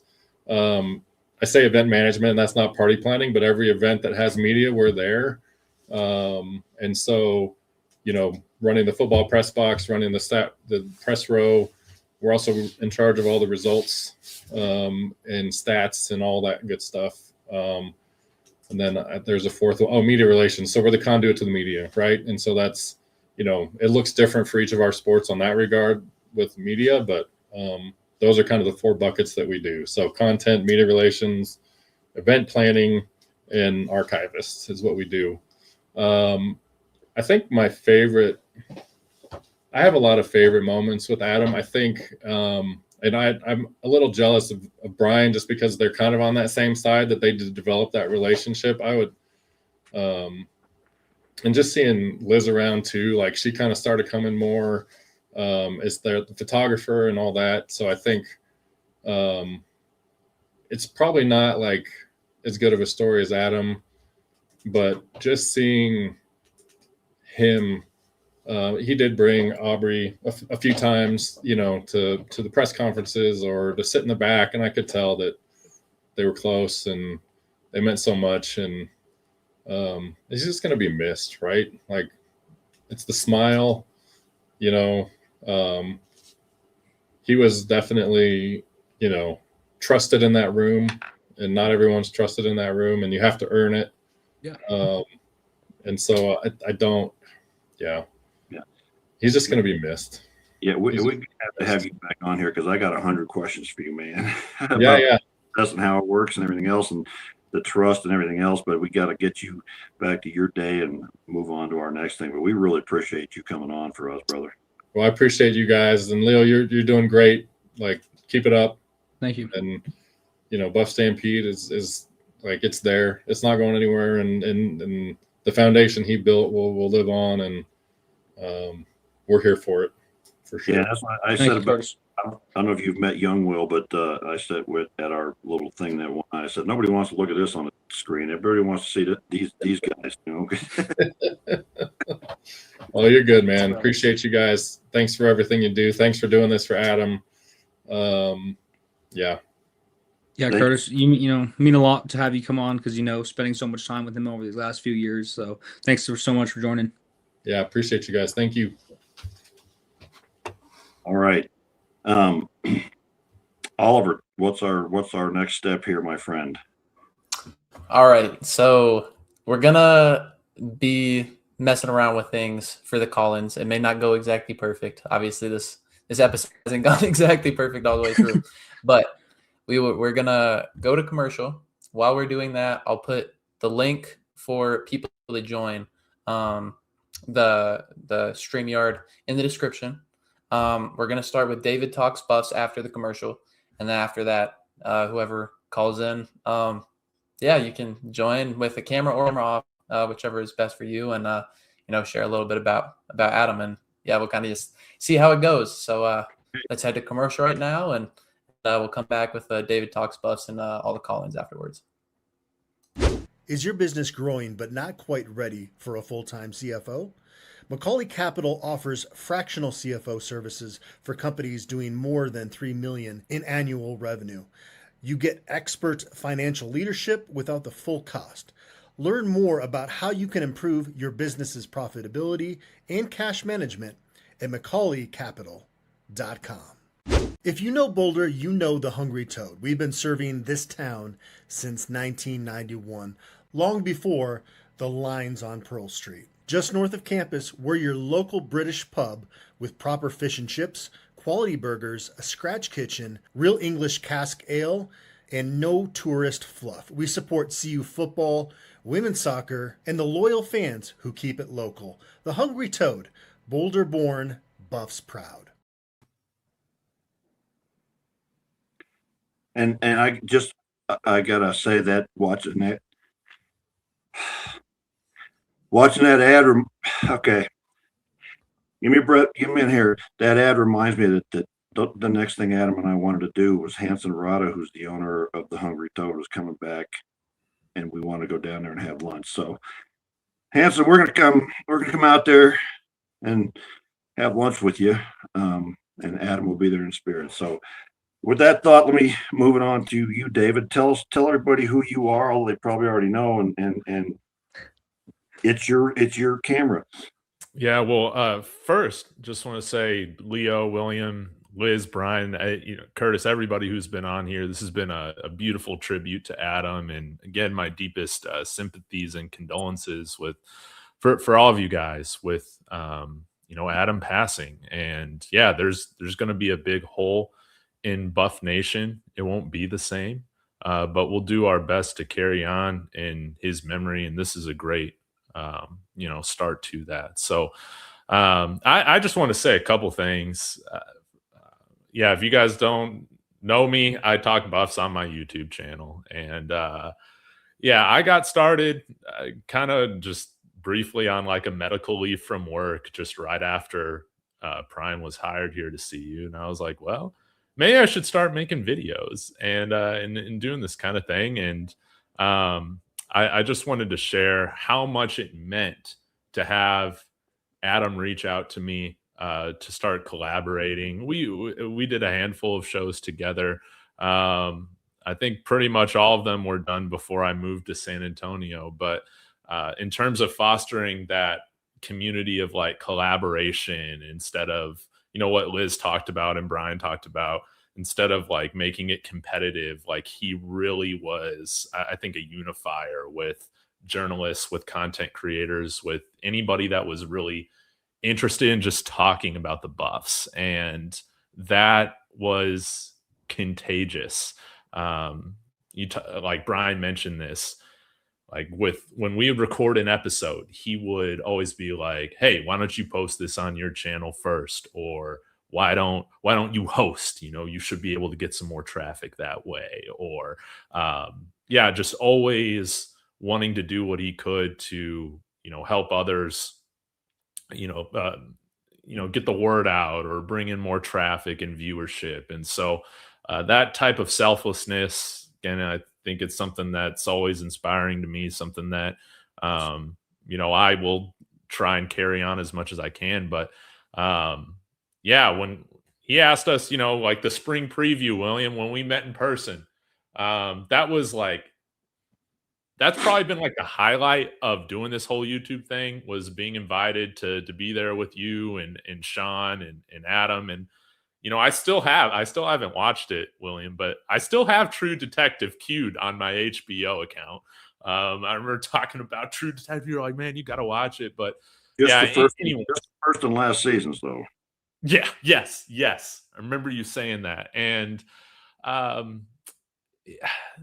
don't know. I just want to give Adam credit for all that, just to continue to vouch for what everybody said about him, just being somebody that he truly didn't have an ego, and he wanted to see others around him succeed. And not only will there be a generation of journalists, that come after him, but I think that he's inspired a generation of content creators to do the same as well. And I'm dedicating my season to Adam. We got to get something Buff Stampede back here, just a little something that I can like throw up, but to hang, not just throw it up like out of me. But man, like I'm gonna really miss Adam. This tribute made me quite teary-eyed, but I'm glad I've been able to keep it together up here. As you were speaking, I was thinking to myself that that two people have really kind of exploded the ability to see football on social media, like you just mentioned, and it's Coach Prime and it's Adam Munsterteiger. Yeah. One of whom brings the excitement to the program, and the other one of whom sort of set the standard and made it a thing. You know, like who the hell goes to some old fat bald guy and says, "Hey, you want to come do podcasts with me?" Here I am. You know. Yeah, it was like that meant a lot with him reaching out. Like, I know I talk a lot, but I'm kind of shy when it comes to like asking to, collaborate with people and things like that. And so when he DM'd me, I was like, man, like that means a lot to have him saying, hey, we should do something together. And that's something that I'll always remember and carry with me. And that's all I wanted to say, guys. I appreciate you having me on, and we'll make the best in Adam's memory moving forward. But I'm really gonna miss him. Yeah, David, and I know this is our first time kind of like seeing each other in person, but I know you've been, reaching out over social media, and we kind of got connected over there. So, you had a lot of love for him. So seeing, your engagement and kind of like how much you were active in all his posts and reposting things. And I know you even did a few YouTube videos on the round table and stuff like that. So just seeing your involvement was really awesome. And I hope we're, create a relationship moving forward and continue on Adam's legacy. I would love to do that. Yeah, let's keep it up. Let's definitely make sure we link. And William, I at least need your phone number, man. I'll get it from Leo or something. But I always got to be asking your thoughts on some of these players and things like that from time to time. Yeah, so no, I'd love to come on if you want to have me. But it's been, as you say that, it's been gratifying to me to the number of people that have reached out to me through other people. To basically just ask, how you doing? Are you okay? And it goes back to, we put up a message from the chat from somebody who says, you never know how much of a difference you can make with small things. And that's the beauty of Adam Munsterteiger, is he always did the small things, and he brought people together, and I don't know. It's just, it's a legacy, we're all a part of his legacy. And I think we're doing this podcast because we wanted to keep something that he built going. So, and I think while I'm thinking about it, Adam and I always talked about, we wanted to do a call-in show, but it took these two, it took Leo and Oliver to figure the damn thing out. That's Oliver Hayes, man. Again, big shout out to Oliver. He's behind the scenes right now, but he's been navigating all this. He's been looking through all of Adam's things and been in contact with Liz, who's been so helpful and supportive. So big shout out to Oliver Hayes for sure. Make sure he gets that recognition.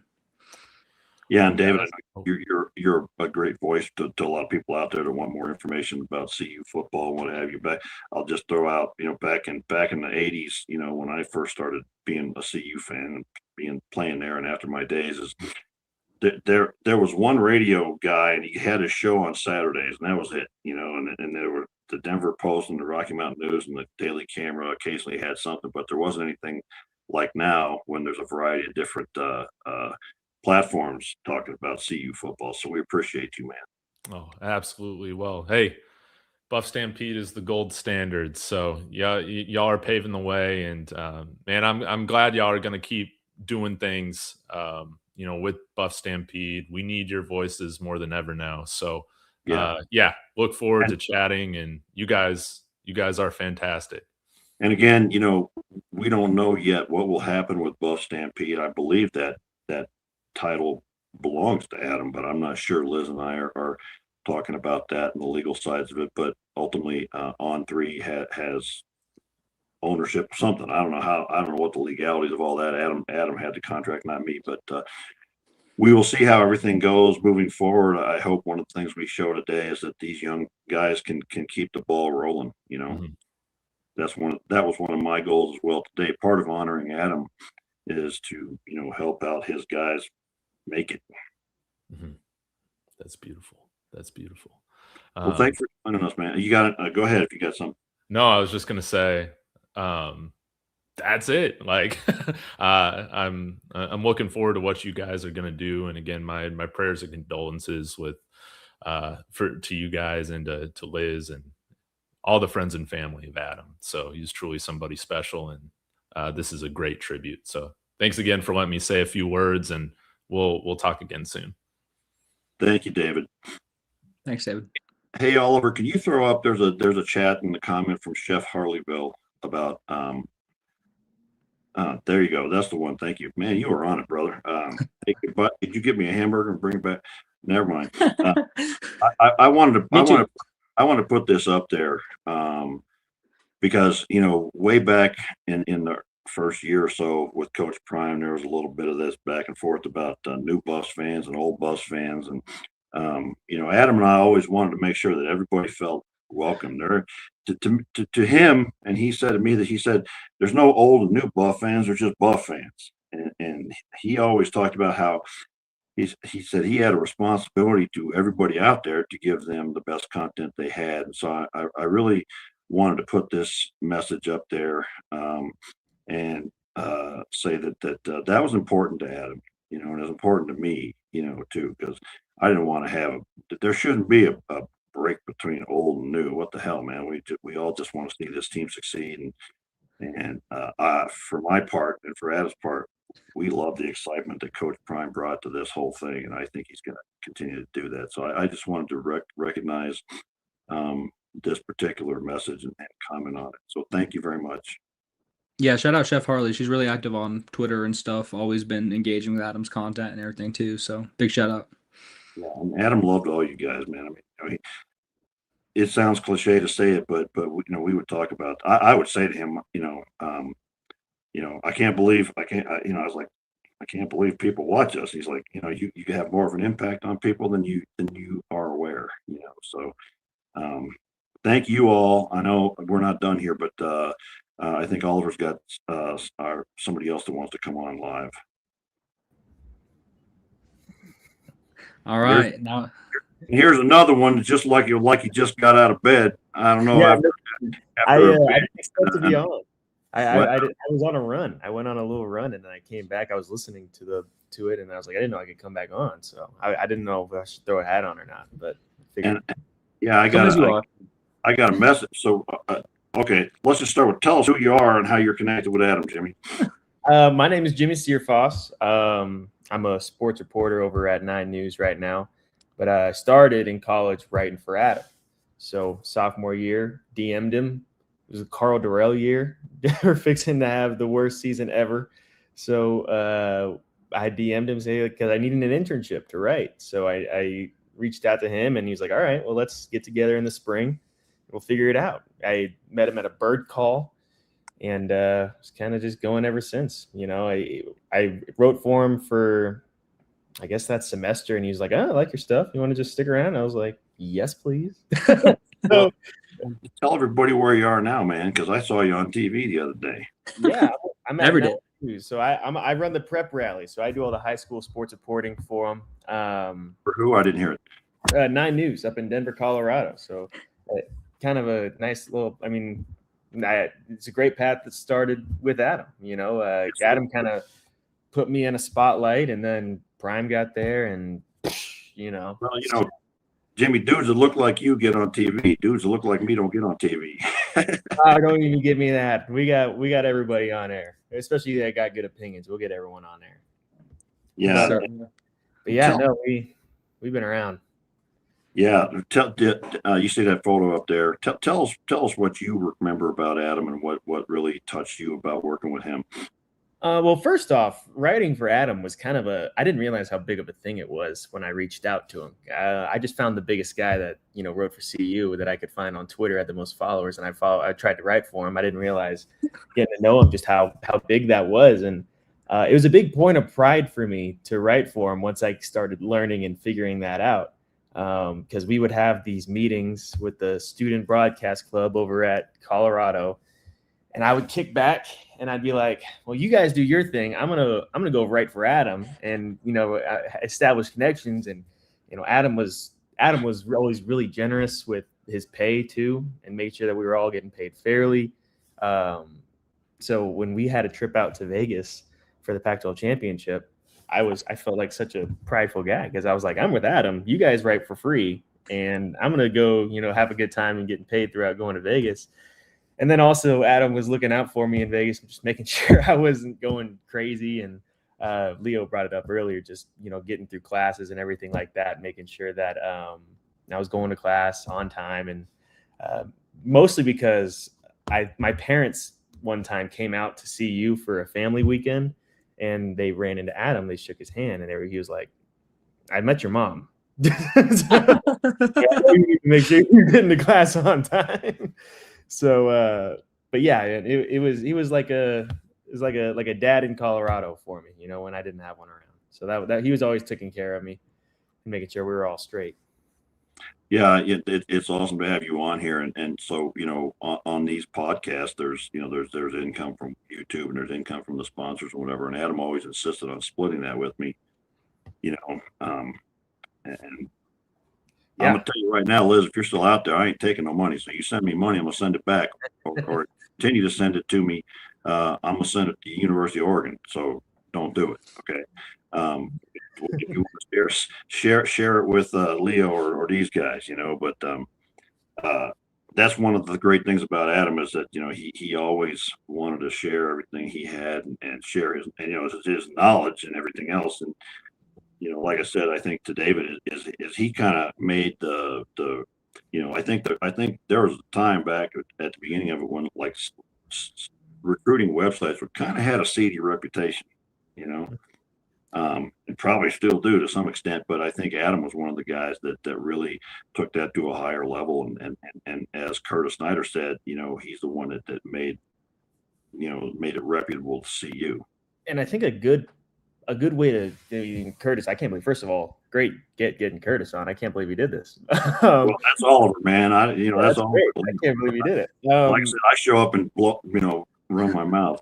Yeah, but they did have those reputations and everything like that. But I think a big point that Adam always was very professional in the way he carried himself, and they knew that he could be trusted. And with certain things, there's always politics and everything like that with the media, and relationships with institutions can be very testy. But Adam was always reliable, and he would show up consistently and do what he needed to do in a professional manner. And that's a good way to gain trust, and it's a good role model to have. I know I learned a lot from it, so hopefully, I can help pass that along wherever I can. Just kind of be someone that Adam was for me. Yeah, I mean, he's like the ultimate example of the theory of pay it forward, Yeah. So. But yeah, no, it's everything like that. It's been nice seeing everyone show up. Yeah. It's been really nice seeing everyone show up these last few days, because it's crazy to see how big it's gotten, and I would talk to Adam, and like I wanted to mention that he's had me on throughout my entire career here. It hasn't been the longest career in the world, but I started my first podcast I did with Adam that was not like hello was after the Minnesota game 22 23. We got destroyed. You just won, I think. Horrible game. And I had an even worse podcast. I was terrible. Adam had me on and I was horrible. I could not put together a string of sentences that made any kind of sense. But we kept at it. He kept me on. He even let me, get back on the podcast every once in a while. And then next thing I know, we're in Frisco, Texas, because I was working in Tyler, Texas. And he was like, I got to have you on. I found the text the other day. He was like, we got to have you on as a back on the Buff Stampede. And I was like, that sounds awesome. So, I got to follow along my journey even when I was working, 800 miles away somewhere. So it's been great to see him. See everyone throughout this last few years, really. And and we'll let you get out of here. But Jimmie, I what you say there reminds me of the first time I got on one of these podcasts, and I said the same thing to Leo today. Is like Adam said. I said, do I have to be careful about what I say? Because anybody who's watched this show knows I'm not careful about what I say. And he said, you get on there and you be you, and that'll work out just fine. And that's my advice to both of you. I mean, you figured it out, Jimmie, but Leo just getting started, and Oliver, you do you, and you say what's in your heart and mind, and it's going to work out okay, Yeah, and See what I'm glad he was able to. the list says right there. Yeah, I see it. And it's so crazy because podcasts like that helped me get into radio, which helped me get an internship on air over at 9 News, which helped me get my job, which helped me get back to 9 News. It all comes back to one place. And I think I have a very similar, story to a lot of people. Curtis talked about that tree. That tree is very real of talent. There's a lot of people in that press box that started next to Adam, And it's like they say about coaching trees, like some great coaches, their greatness is all the coaches that come from them. Like Coach McCartney was so awesome, but then so many of his staff went out and became head coaches and coordinators and things like that. And that's the mark of a great leader and somebody who really develops the talent of the people around them. I would tell people, that Adam internship's the way to go. I think I told that to Leo and Oliver. I told them both that exactly because I would talk to the students while I was a student. I was like, that's the way to go. That's the next step, right for them, and then right for Adam, or find somebody to get paid and right. Yeah.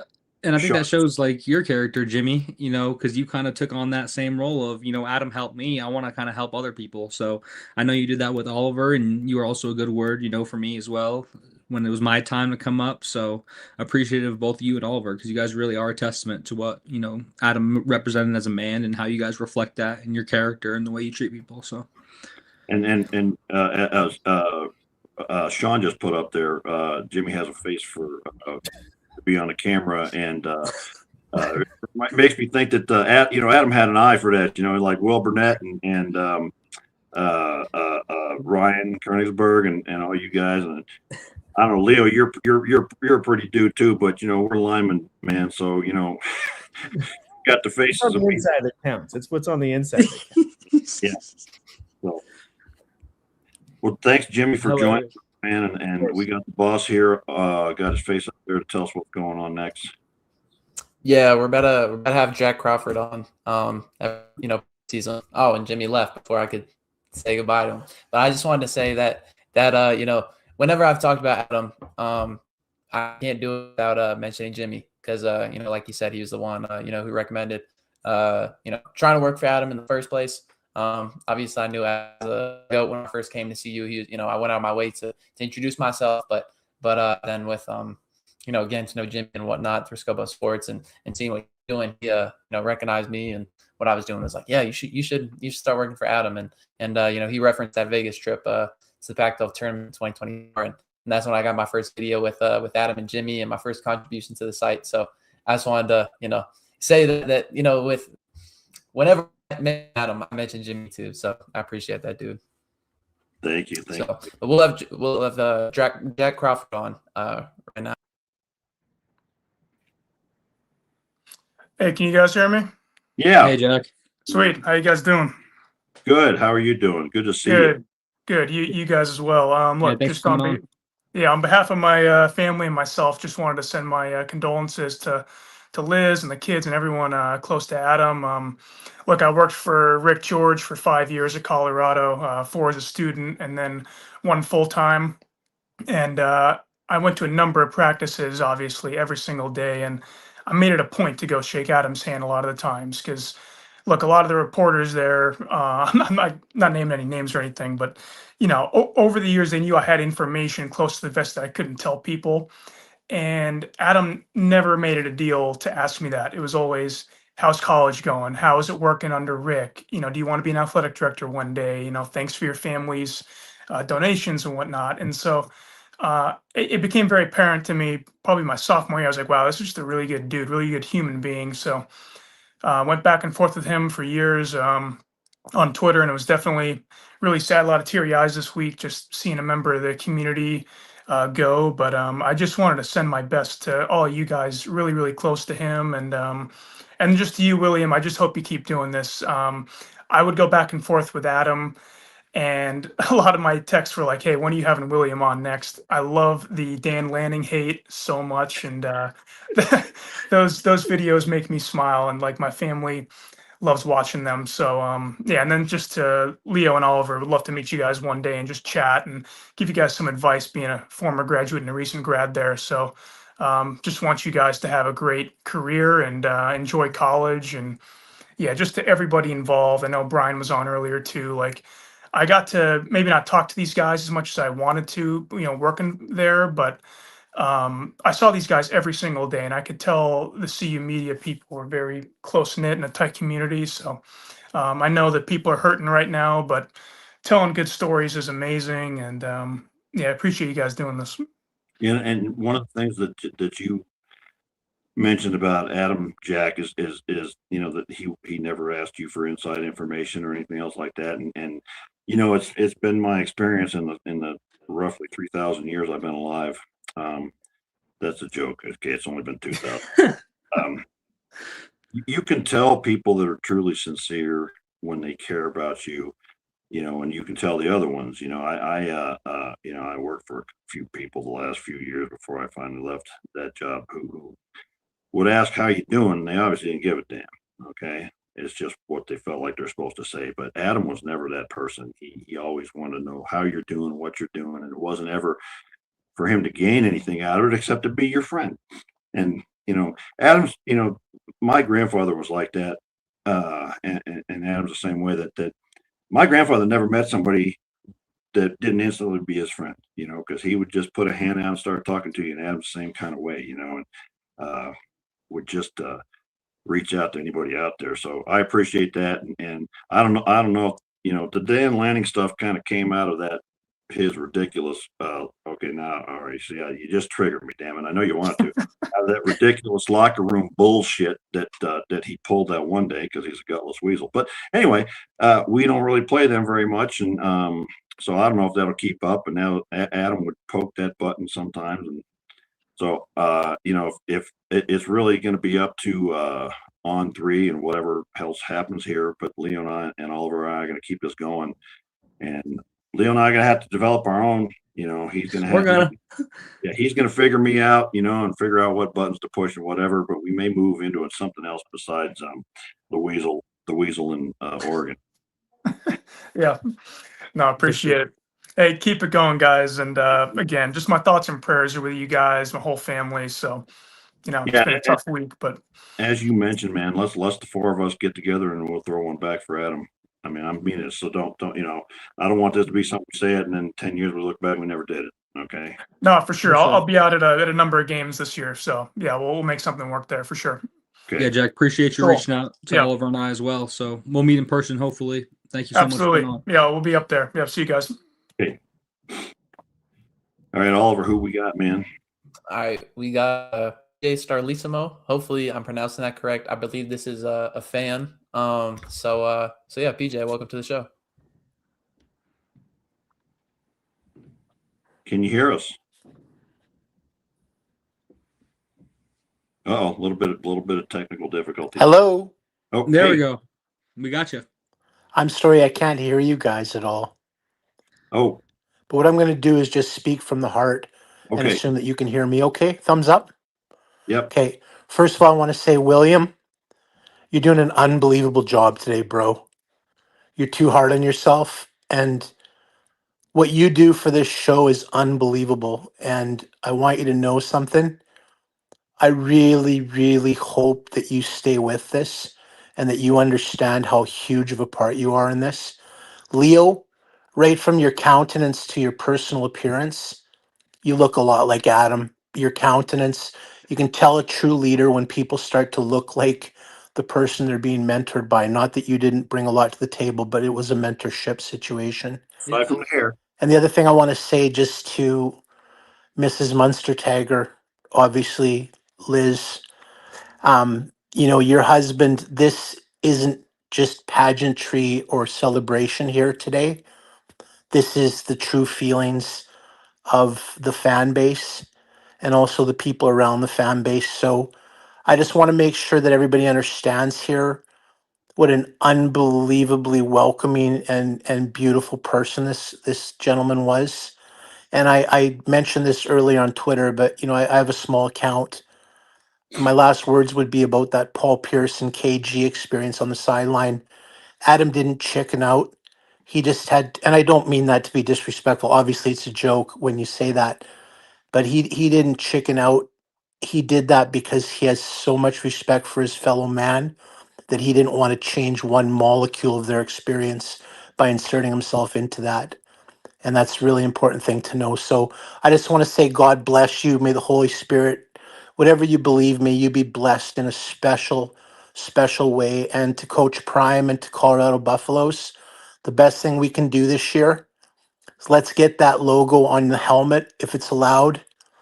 Any type of logo. Let's honor Mr. Munsterteiger, but most important, let's go out there and beat the brakes off everybody we're capable of beating the brakes off. Love you, Coach Prime. Love you, CU. Love you, William, Leo, Mrs. Munsterteiger, and most of all, I'm really gonna miss Adam. He really, really was a beauty. Okay. Sorry for taking so much time. God bless you all. Well, Thank you, and PJ. yeah, and I don't know if you can hear me now, PJ, or if you can hear us back again, and you see what Liz has to say. And I got to tell you, I'm trying to find a photo to send to Oliver on my computer, but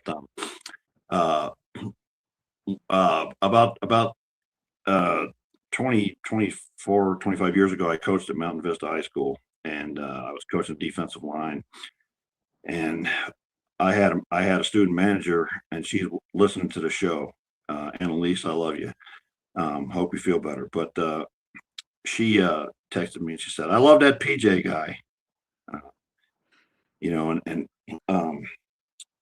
Annalise to me is sort of my version of Leo, and all the others is all young people that I got to make a difference to over the years.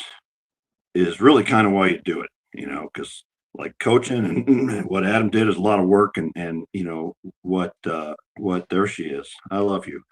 I'd like to find that photo of that whole defensive line with you holding that sword, girl. But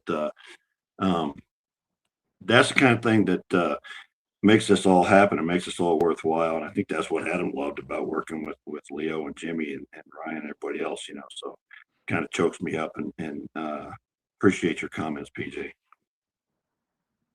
Definitely, William, and take that to heart, right? So many people here are tuned into the show, recognized you with Adam and tuned in every day to see you guys and have so much respect for Liz and what you guys have built as people in a community, right? So many people love you guys, and I think that's been apparent with the outpour on social media and in the comments and on the board and everywhere. It's everywhere. It's how's William Gardner doing?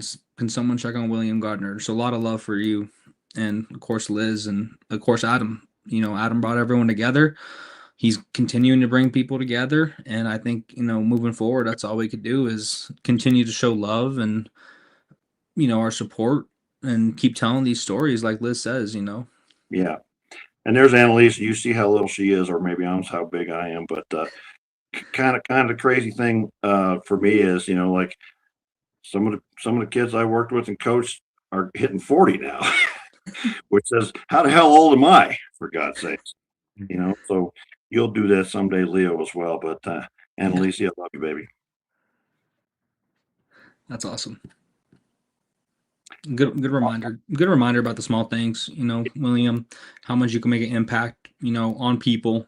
And I think that's one thing that Adam did is he made an impact on so many people. And to see, Annalise come in, shows the kind of character you have, William. And I think that's, what this thing's about. It's about bringing on the younger generation. It's about lending a hand out, being willing to listen, because we're all people. We all struggle through our own things. I know we appear as, big, tough, mean guys sometimes, and you like to make those jokes, but we have hearts, right? And we have emotions, we have feelings that's what makes us human, and we got to continue to show love. Well, I think that's what makes this work, both on these podcasts. But that's what made it work for Adam. And you and I are big dudes, and I think people have, I'm 6'3", 250, actually getting close to 240. But I was Marine Corps and Navy and football, and people have martial arts and all that stuff, and so that's a side, but it's not the only side. And people who've watched this podcast for any length of time know that my emotions run very close to the surface, and I think people don't see that, and it's nice to have Adam and other people like him who embrace that, because sometimes in American culture, showing your emotions is not celebrated the way it should, because I think all of us need to show what we feel more often, and make everything better for all of us. Yeah, I mean, that's all we can do is I think what Adam would want is for us to continue to be open, honest and have integrity, whether it's in journalism, whether it's at home in your home life, being a good wife, being a good son. I think that was one of the beautiful things too this past week getting to, meet Adam's family and just seeing how much of impact he had at the home, since he was a child and just his crazy personality and all that stuff. Well, Adam's and Liz's families, it was a pleasure to meet, and I said that night at the bar to Adam's mom, and I want to include his dad in this because he was there too. I said, "You done good, Mama," and I'd say that to Liz's mom too. Is you raised up good people, and that's really all you can ask for a parent, And just one last thing: anybody out there wants to get on here, we're going to probably wrap up here soon. So get on that. Get in here. I think Oliver has one more person trying to get in, and I think he's got something to say, and then we'll probably get to wrap this up.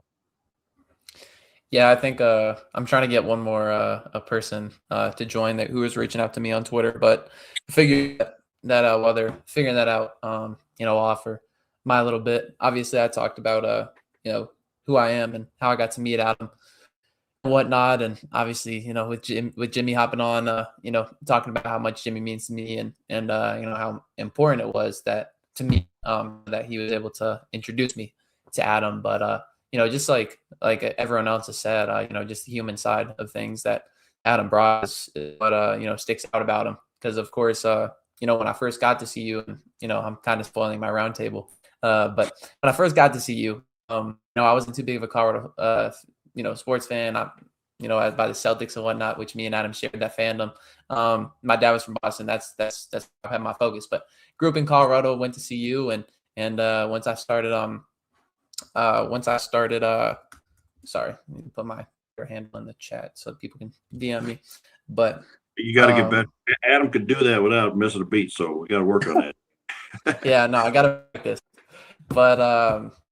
But either way, once I got to Colorado, I knew I wanted to write about sports. Unfortunately, I'm only 6 foot 140 on the big guys, so maybe not the most athletic body in the world. But I found Brian and Adam at my first spring practice I went to. I was able to cover one game that season. I believe it was the Arizona State Colorado game, and I was a photographer, not a writer.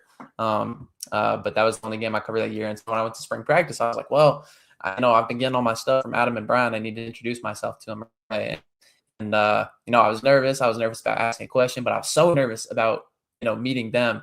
But I knew that was something that I needed to do. So after the presser, I believe it was either a Coach Andre Hart or Coach Brett Bartoloni was speaking at the time, and whichever receiver or linebacker, whoever it was, and I was nervous about asking a question, like I said, but I knew I needed to hit up Adam, and I knew I needed to put up meet Adam and Brian. So I went up to him and I started introducing myself, and halfway through I realized what I was trying to say. So I was just like, what? Just help. I don't even know exactly what I said, but I pretty much just stuttered and was like, I literally don't know. Please just help me. And in that, in saying that, I share my appreciation for them. And of course, humbly, we saw with Brian earlier, and as we've talked about with Adam's lack of ego, like they kind of laughed and it's like, yeah, we're whatever. You should go find Rick Riley. He's the guy who made it at Sports Illustrated on the back page. You should go read other guys. Don't read us. Is kind of what they were saying. Just laughed it off, and they told me to keep showing up, and I took those two things and while I didn't necessarily go and read Rick Riley, I kept reading Brian and Pat Rooney on the basketball side of things, where I'm bigger over there. I kept reading him. I kept reading Adam. Kept listening to podcasts, following on Twitter, and all those things, and all that stuff. Of course, led me to meeting Jimmie and building enough of a reputation that he wanted to recommend me to Adam and start working over there. And as I said in my roundtable when I first met Adam, I was nervous. I was kind of starstruck. It felt like meeting a celebrity for the first time. I know that's how a lot of people feel whenever they got to meet Adam for the first time, because I was thankfully able to, at least a handful of times where people got to meet Adam, whether it was in an airport or outside of full field, wherever it was, and they were so ecstatic to meet this dude. And that's kind of how it was. Of course, as you get to know him, like it is with athletes, as you get to know them, you realize that they're just people too. And it went that me and Adam weren't honestly talking about sports too much, because I'm trying to do my best with football. Basketball is my main squeeze. That's where so we won't talk about sports too much, because we were covering football together. But we would talk about what's going on, with the Celtics. But we talk about what's going on in each other's lives and things like that. And whenever I went through some tough things, he's the first one to call me, to put time aside in his day, no matter how busy it was, to make sure that he could call me about whatever instance. And one of the biggest things that I feel like that was his character, and now thinking on it is I broke up with my girlfriend of 2 years a few months ago, and that was really tough. And Adam made sure that he was make sure I was okay, because of course I'm young and dealing with things, and he knew how much he meant to me. And in that moment, recommended me a movie called Swingers. Watch that. That was fantastic. The other thing that stood out was just the way he described love. And talked about Liz and Aubrey and the boys and all those things in our text message and in our FaceTime later that day. It was like you could just see all the, it was a man who had it right. There's so many marriages that aren't going too well, some relationships going too well, whatever it is. And Adam knew how to navigate love, how to talk about love and share it and teach us as young men how to love your wife, how to love kids, how to be a better friend. Whatever it is, he was there. And so that's just what I wanted to share beyond the sports stuff and the experience of being, oh my God, it's Paul Pierce and KG and eventually never going up to him. So I think Leo was a freshman, so he wasn't there for that, but some of the other members can and Still Buff Sports can attest to my nerves about that all. But I'm gonna miss that dude Adam for sure. Yeah, still weird seeing him messages and reading back all the texts. It's like I do it, once a day it seems. So I love that all. You made me think about you talk about just keep trying. And I used to tell my players, and Lacey might remember this, is I only know two ways, guys. I'm not smart enough to know any more. You get up and try harder, or you lay down and give up. I don't know. The old saying goes, doesn't matter how many times you get knocked down, it matters how many times you get back up. That's all you can really do, because sometimes life's going to take the feet out from under you, like it did here with us and Adam. But as Big Papa Funk said, the best way to honor Adam and honor each other and honor ourselves is live right and do things for other people. And the smallest things can make the biggest difference to other people. So, it's a lesson to all of us. And I think Adam was put on this earth maybe to make it a more beautiful place and to touch all of us as deeply as he did. So, Leo, why don't you get the last word in here and wrap us up for the day? Well, I think we have. Sean was able to join, so we'll have him on. And if the other guests can figure out their technical difficulties, then they can join on too. But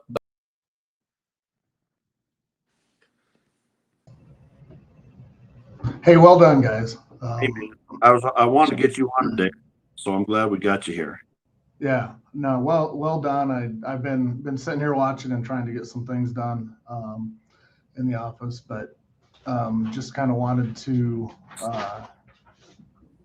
say something before you guys wrapped up. It was, this is never about any of us, so I was happy staying in the background. It's all about Adam, but I think from listening and watching everything, he had such a big impact on people. And I think as we share our stories, those of us that did know Adam, it kind of helps bring some of these other people closer and maybe a little closure for them as well. So I figured I would jump on. When Adam broke away and started this site, back in 2003, I was one of the subscribers and just kind of the posters on his board from way back in the beginning. Something and the things that I would say and the way I would talk about football, I have a not as extensive but a similar background to yours, William, and coached a lot of football, played a lot of football, and so saw things a little bit differently than a lot of the sites or a lot of the readers did, and would just share my thoughts, and he thought that I had a real positive way of getting expressing things and sharing my knowledge, and so he asked me if I would be willing to do some stuff with him. So off and on over the last 20 years, Adam and I covered football games together, and I would write the game stories and would do previews of the upcoming opponents and kind of how they match up with CU during the week, and when I needed to step away, when my kids got a little bit older and were at the age where their Saturdays were fully consumed in their own sports and activities, Adam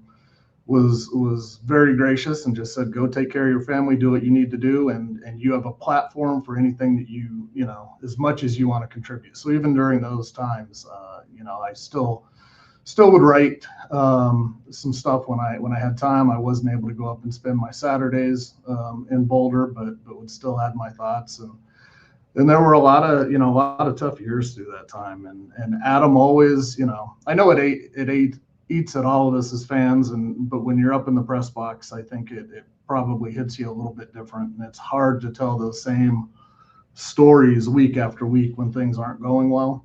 So I remember that's, you don't even need to put up pictures of me.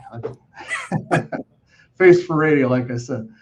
But as the last year, like the last Carl Durrell year, and that was about as low as things had ever gotten, right? And I just told Adam at the end of the season, I said, this isn't fun anymore, Amen.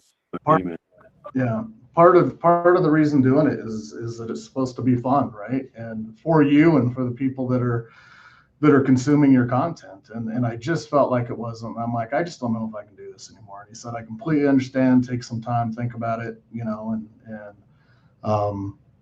again, told me there'll always be a spot for you if you want it. And then I remember we kind of left it at the end of the season like that. And it was not much more than maybe 2 weeks later, I think, that Adam reached out to me, and he had heard through his contacts that there were, conversations going on with Coach Prime. And so he kind of just threw out the little tease, and he's like, so if this were to materialize and happen, would you be interested in coming back on board right away? And so I said, well, we'll see if that were to happen, and probably would consider it. And maybe another 2 weeks went by, and the news had started to come out that it was, legitimate, and there were conversations. And Adam heard, I think before a lot of other people that it was really happening, that it was kind of a done deal. And he reached back out to me again, and he said, this is going to happen. He's like, I need you back, because he said, I don't know if they're going to be any good. I don't know if this is going to improve the prospects of the football team, but I guarantee you, week in and week out, we're going to have great stories to tell. So, so that brought me back, back for the last 3 years, and it's just been a joy and one of the pleasures of my life to be able to spend all those years, sitting next to Adam in the press box and writing the stories and being able to contribute. I haven't done a ton of the podcast, the BuffStampede Radios, because as you can tell right now, I have, and William and I being on together is probably not a good thing, because I start talking and I don't shut up. And I think that we kind of have that same trait. And I can't think of a single BuffStampede Radio that we actually made it through the agenda, because we would get so in depth on things and start talking about things and have to cut it short, and everyone kind of ended with, well, I guess we'll have to do another one. Well, So Sean, you got to tell them what it was you waited for from me on every podcast. I was just waiting for you to drop the F-bomb. That was And we might have pushed a few buttons to try to make it happen, but You might have. but yeah, so it's, and it's just also still been it's been also a pleasure watching, everybody's talked about how Adam was such a mentor to everybody, and and with Ryan in the booth, and seeing Jimmie, for 3 years grow, and with him, and now Leo and Oliver, and just seeing everybody's growth and the way that he embraces everybody. And so getting to know people through him, getting to know Brian, and traveling on road games and being able to hang out with Brian a little bit, and know him as somebody that's not just the media personality and journalist. So that's all been, such a treat, and I hope it continues. And the one thing that I hope people remember is that, one of the ways that Adam's legacy is going to live on is through all those people that he presented a platform and lifted up and provided an opportunity. And now they've gone to do their own things, whether it's, Ryan and DNVR, or Jimmie and being on the news and sports reporting. And now he's back in town at Channel 9. And, Leo, I have no doubt that you and Oliver are going to do great things when you decide, what path you're going to take coming out of this. And so that's where Adam's legacy is in you guys, and in the work that you do. So I think that we're going to be able to continue seeing that. And as you guys start, passing that along to the people that you prop up and support, that's just a continuation of Adam's legacy. So I just wanted to share a couple of those thoughts and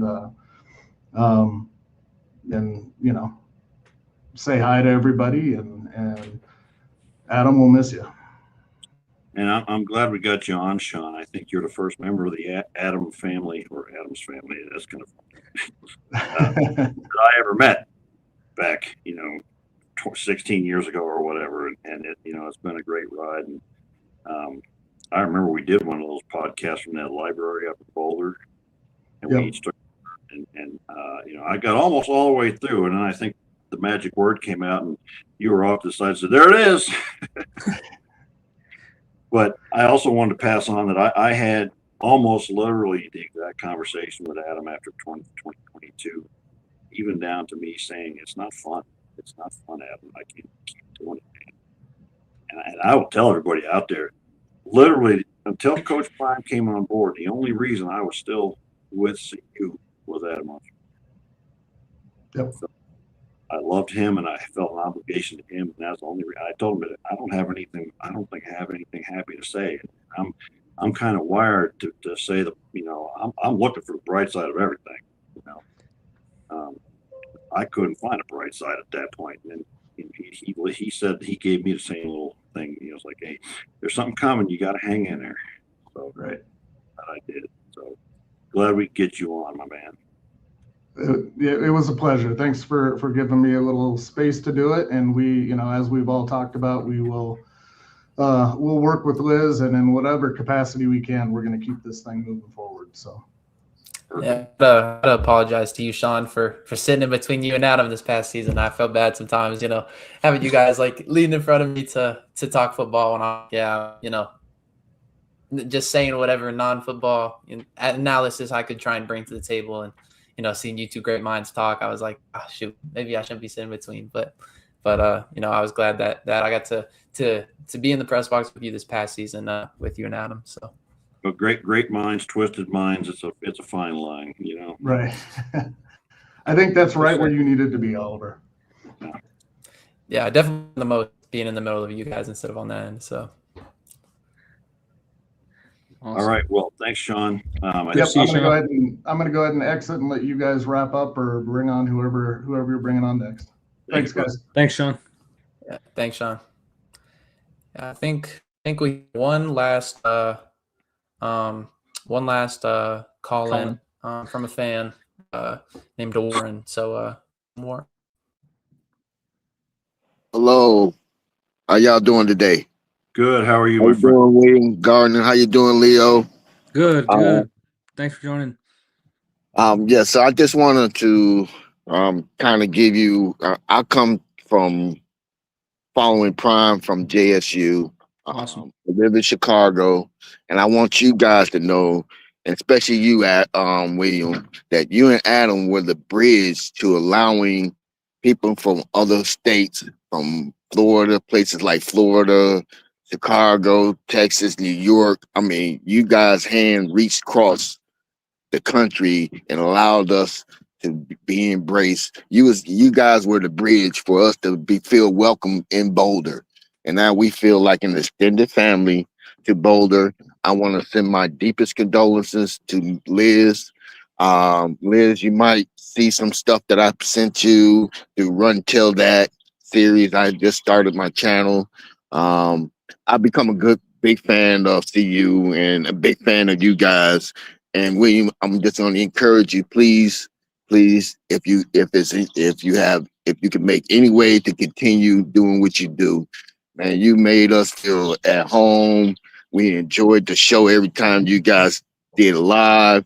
You kept it down the middle, and that's all that we ever wanted was a place to go where we could get honest content and this good content. And that's all I really wanted to say is that you guys have an extended family. You may not see us. It's the CU aunties out there. You know, it's other people out there that followed you guys and supporting you guys and got your back 100%.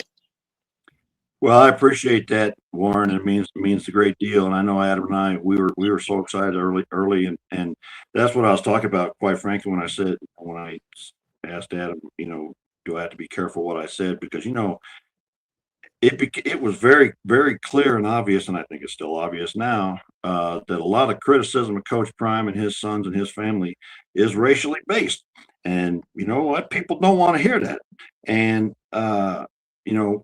Adam got some nasty stuff from people. I got some nasty stuff from people. But what I appreciated was working with a man who had such integrity that we were allowed to say whatever we believed as the truth, and we didn't have to be careful. So, and I think it was important to both of us that there not be a division between CU fans, between the old and the new, because, Coach Prime is trying to rebuild something here, and the fact that some of us been here longer doesn't make us better or anything else. We're all trying to be CU and Coach Prime fans is how I see it. So I was thrilled to have you all there, and thrilled to have you now.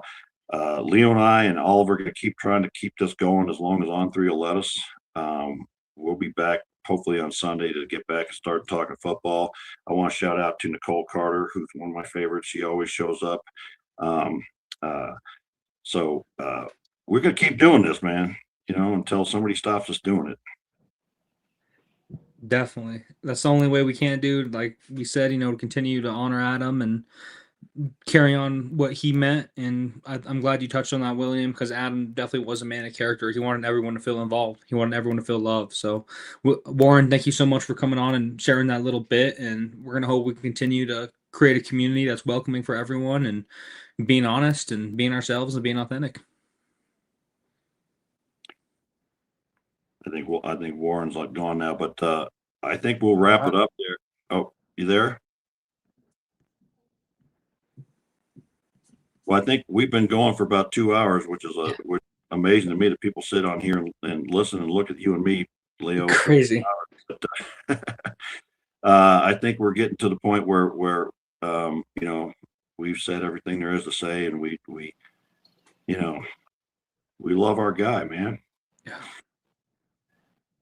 And our best way to honor him, is first of all to take care of his family, and secondly to take care of it. As somebody said, his first child is everything he built for Buff Stampede. We're gonna keep that going, man. And we will be out there. We'll be back on Sunday and trying to do this. And there's my guy, and there's that smile. Yeah.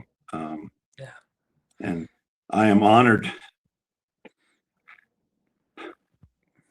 to have known a man like you, Adam, and to be privileged to be your friend. So on that note, I hope we'll see a lot of you again on Sunday, and we will keep this thing rolling, and we keep it rolling just like Adam did for you and for him. So y'all have a great day, and thank you for being here with us today for this tribute to Adam.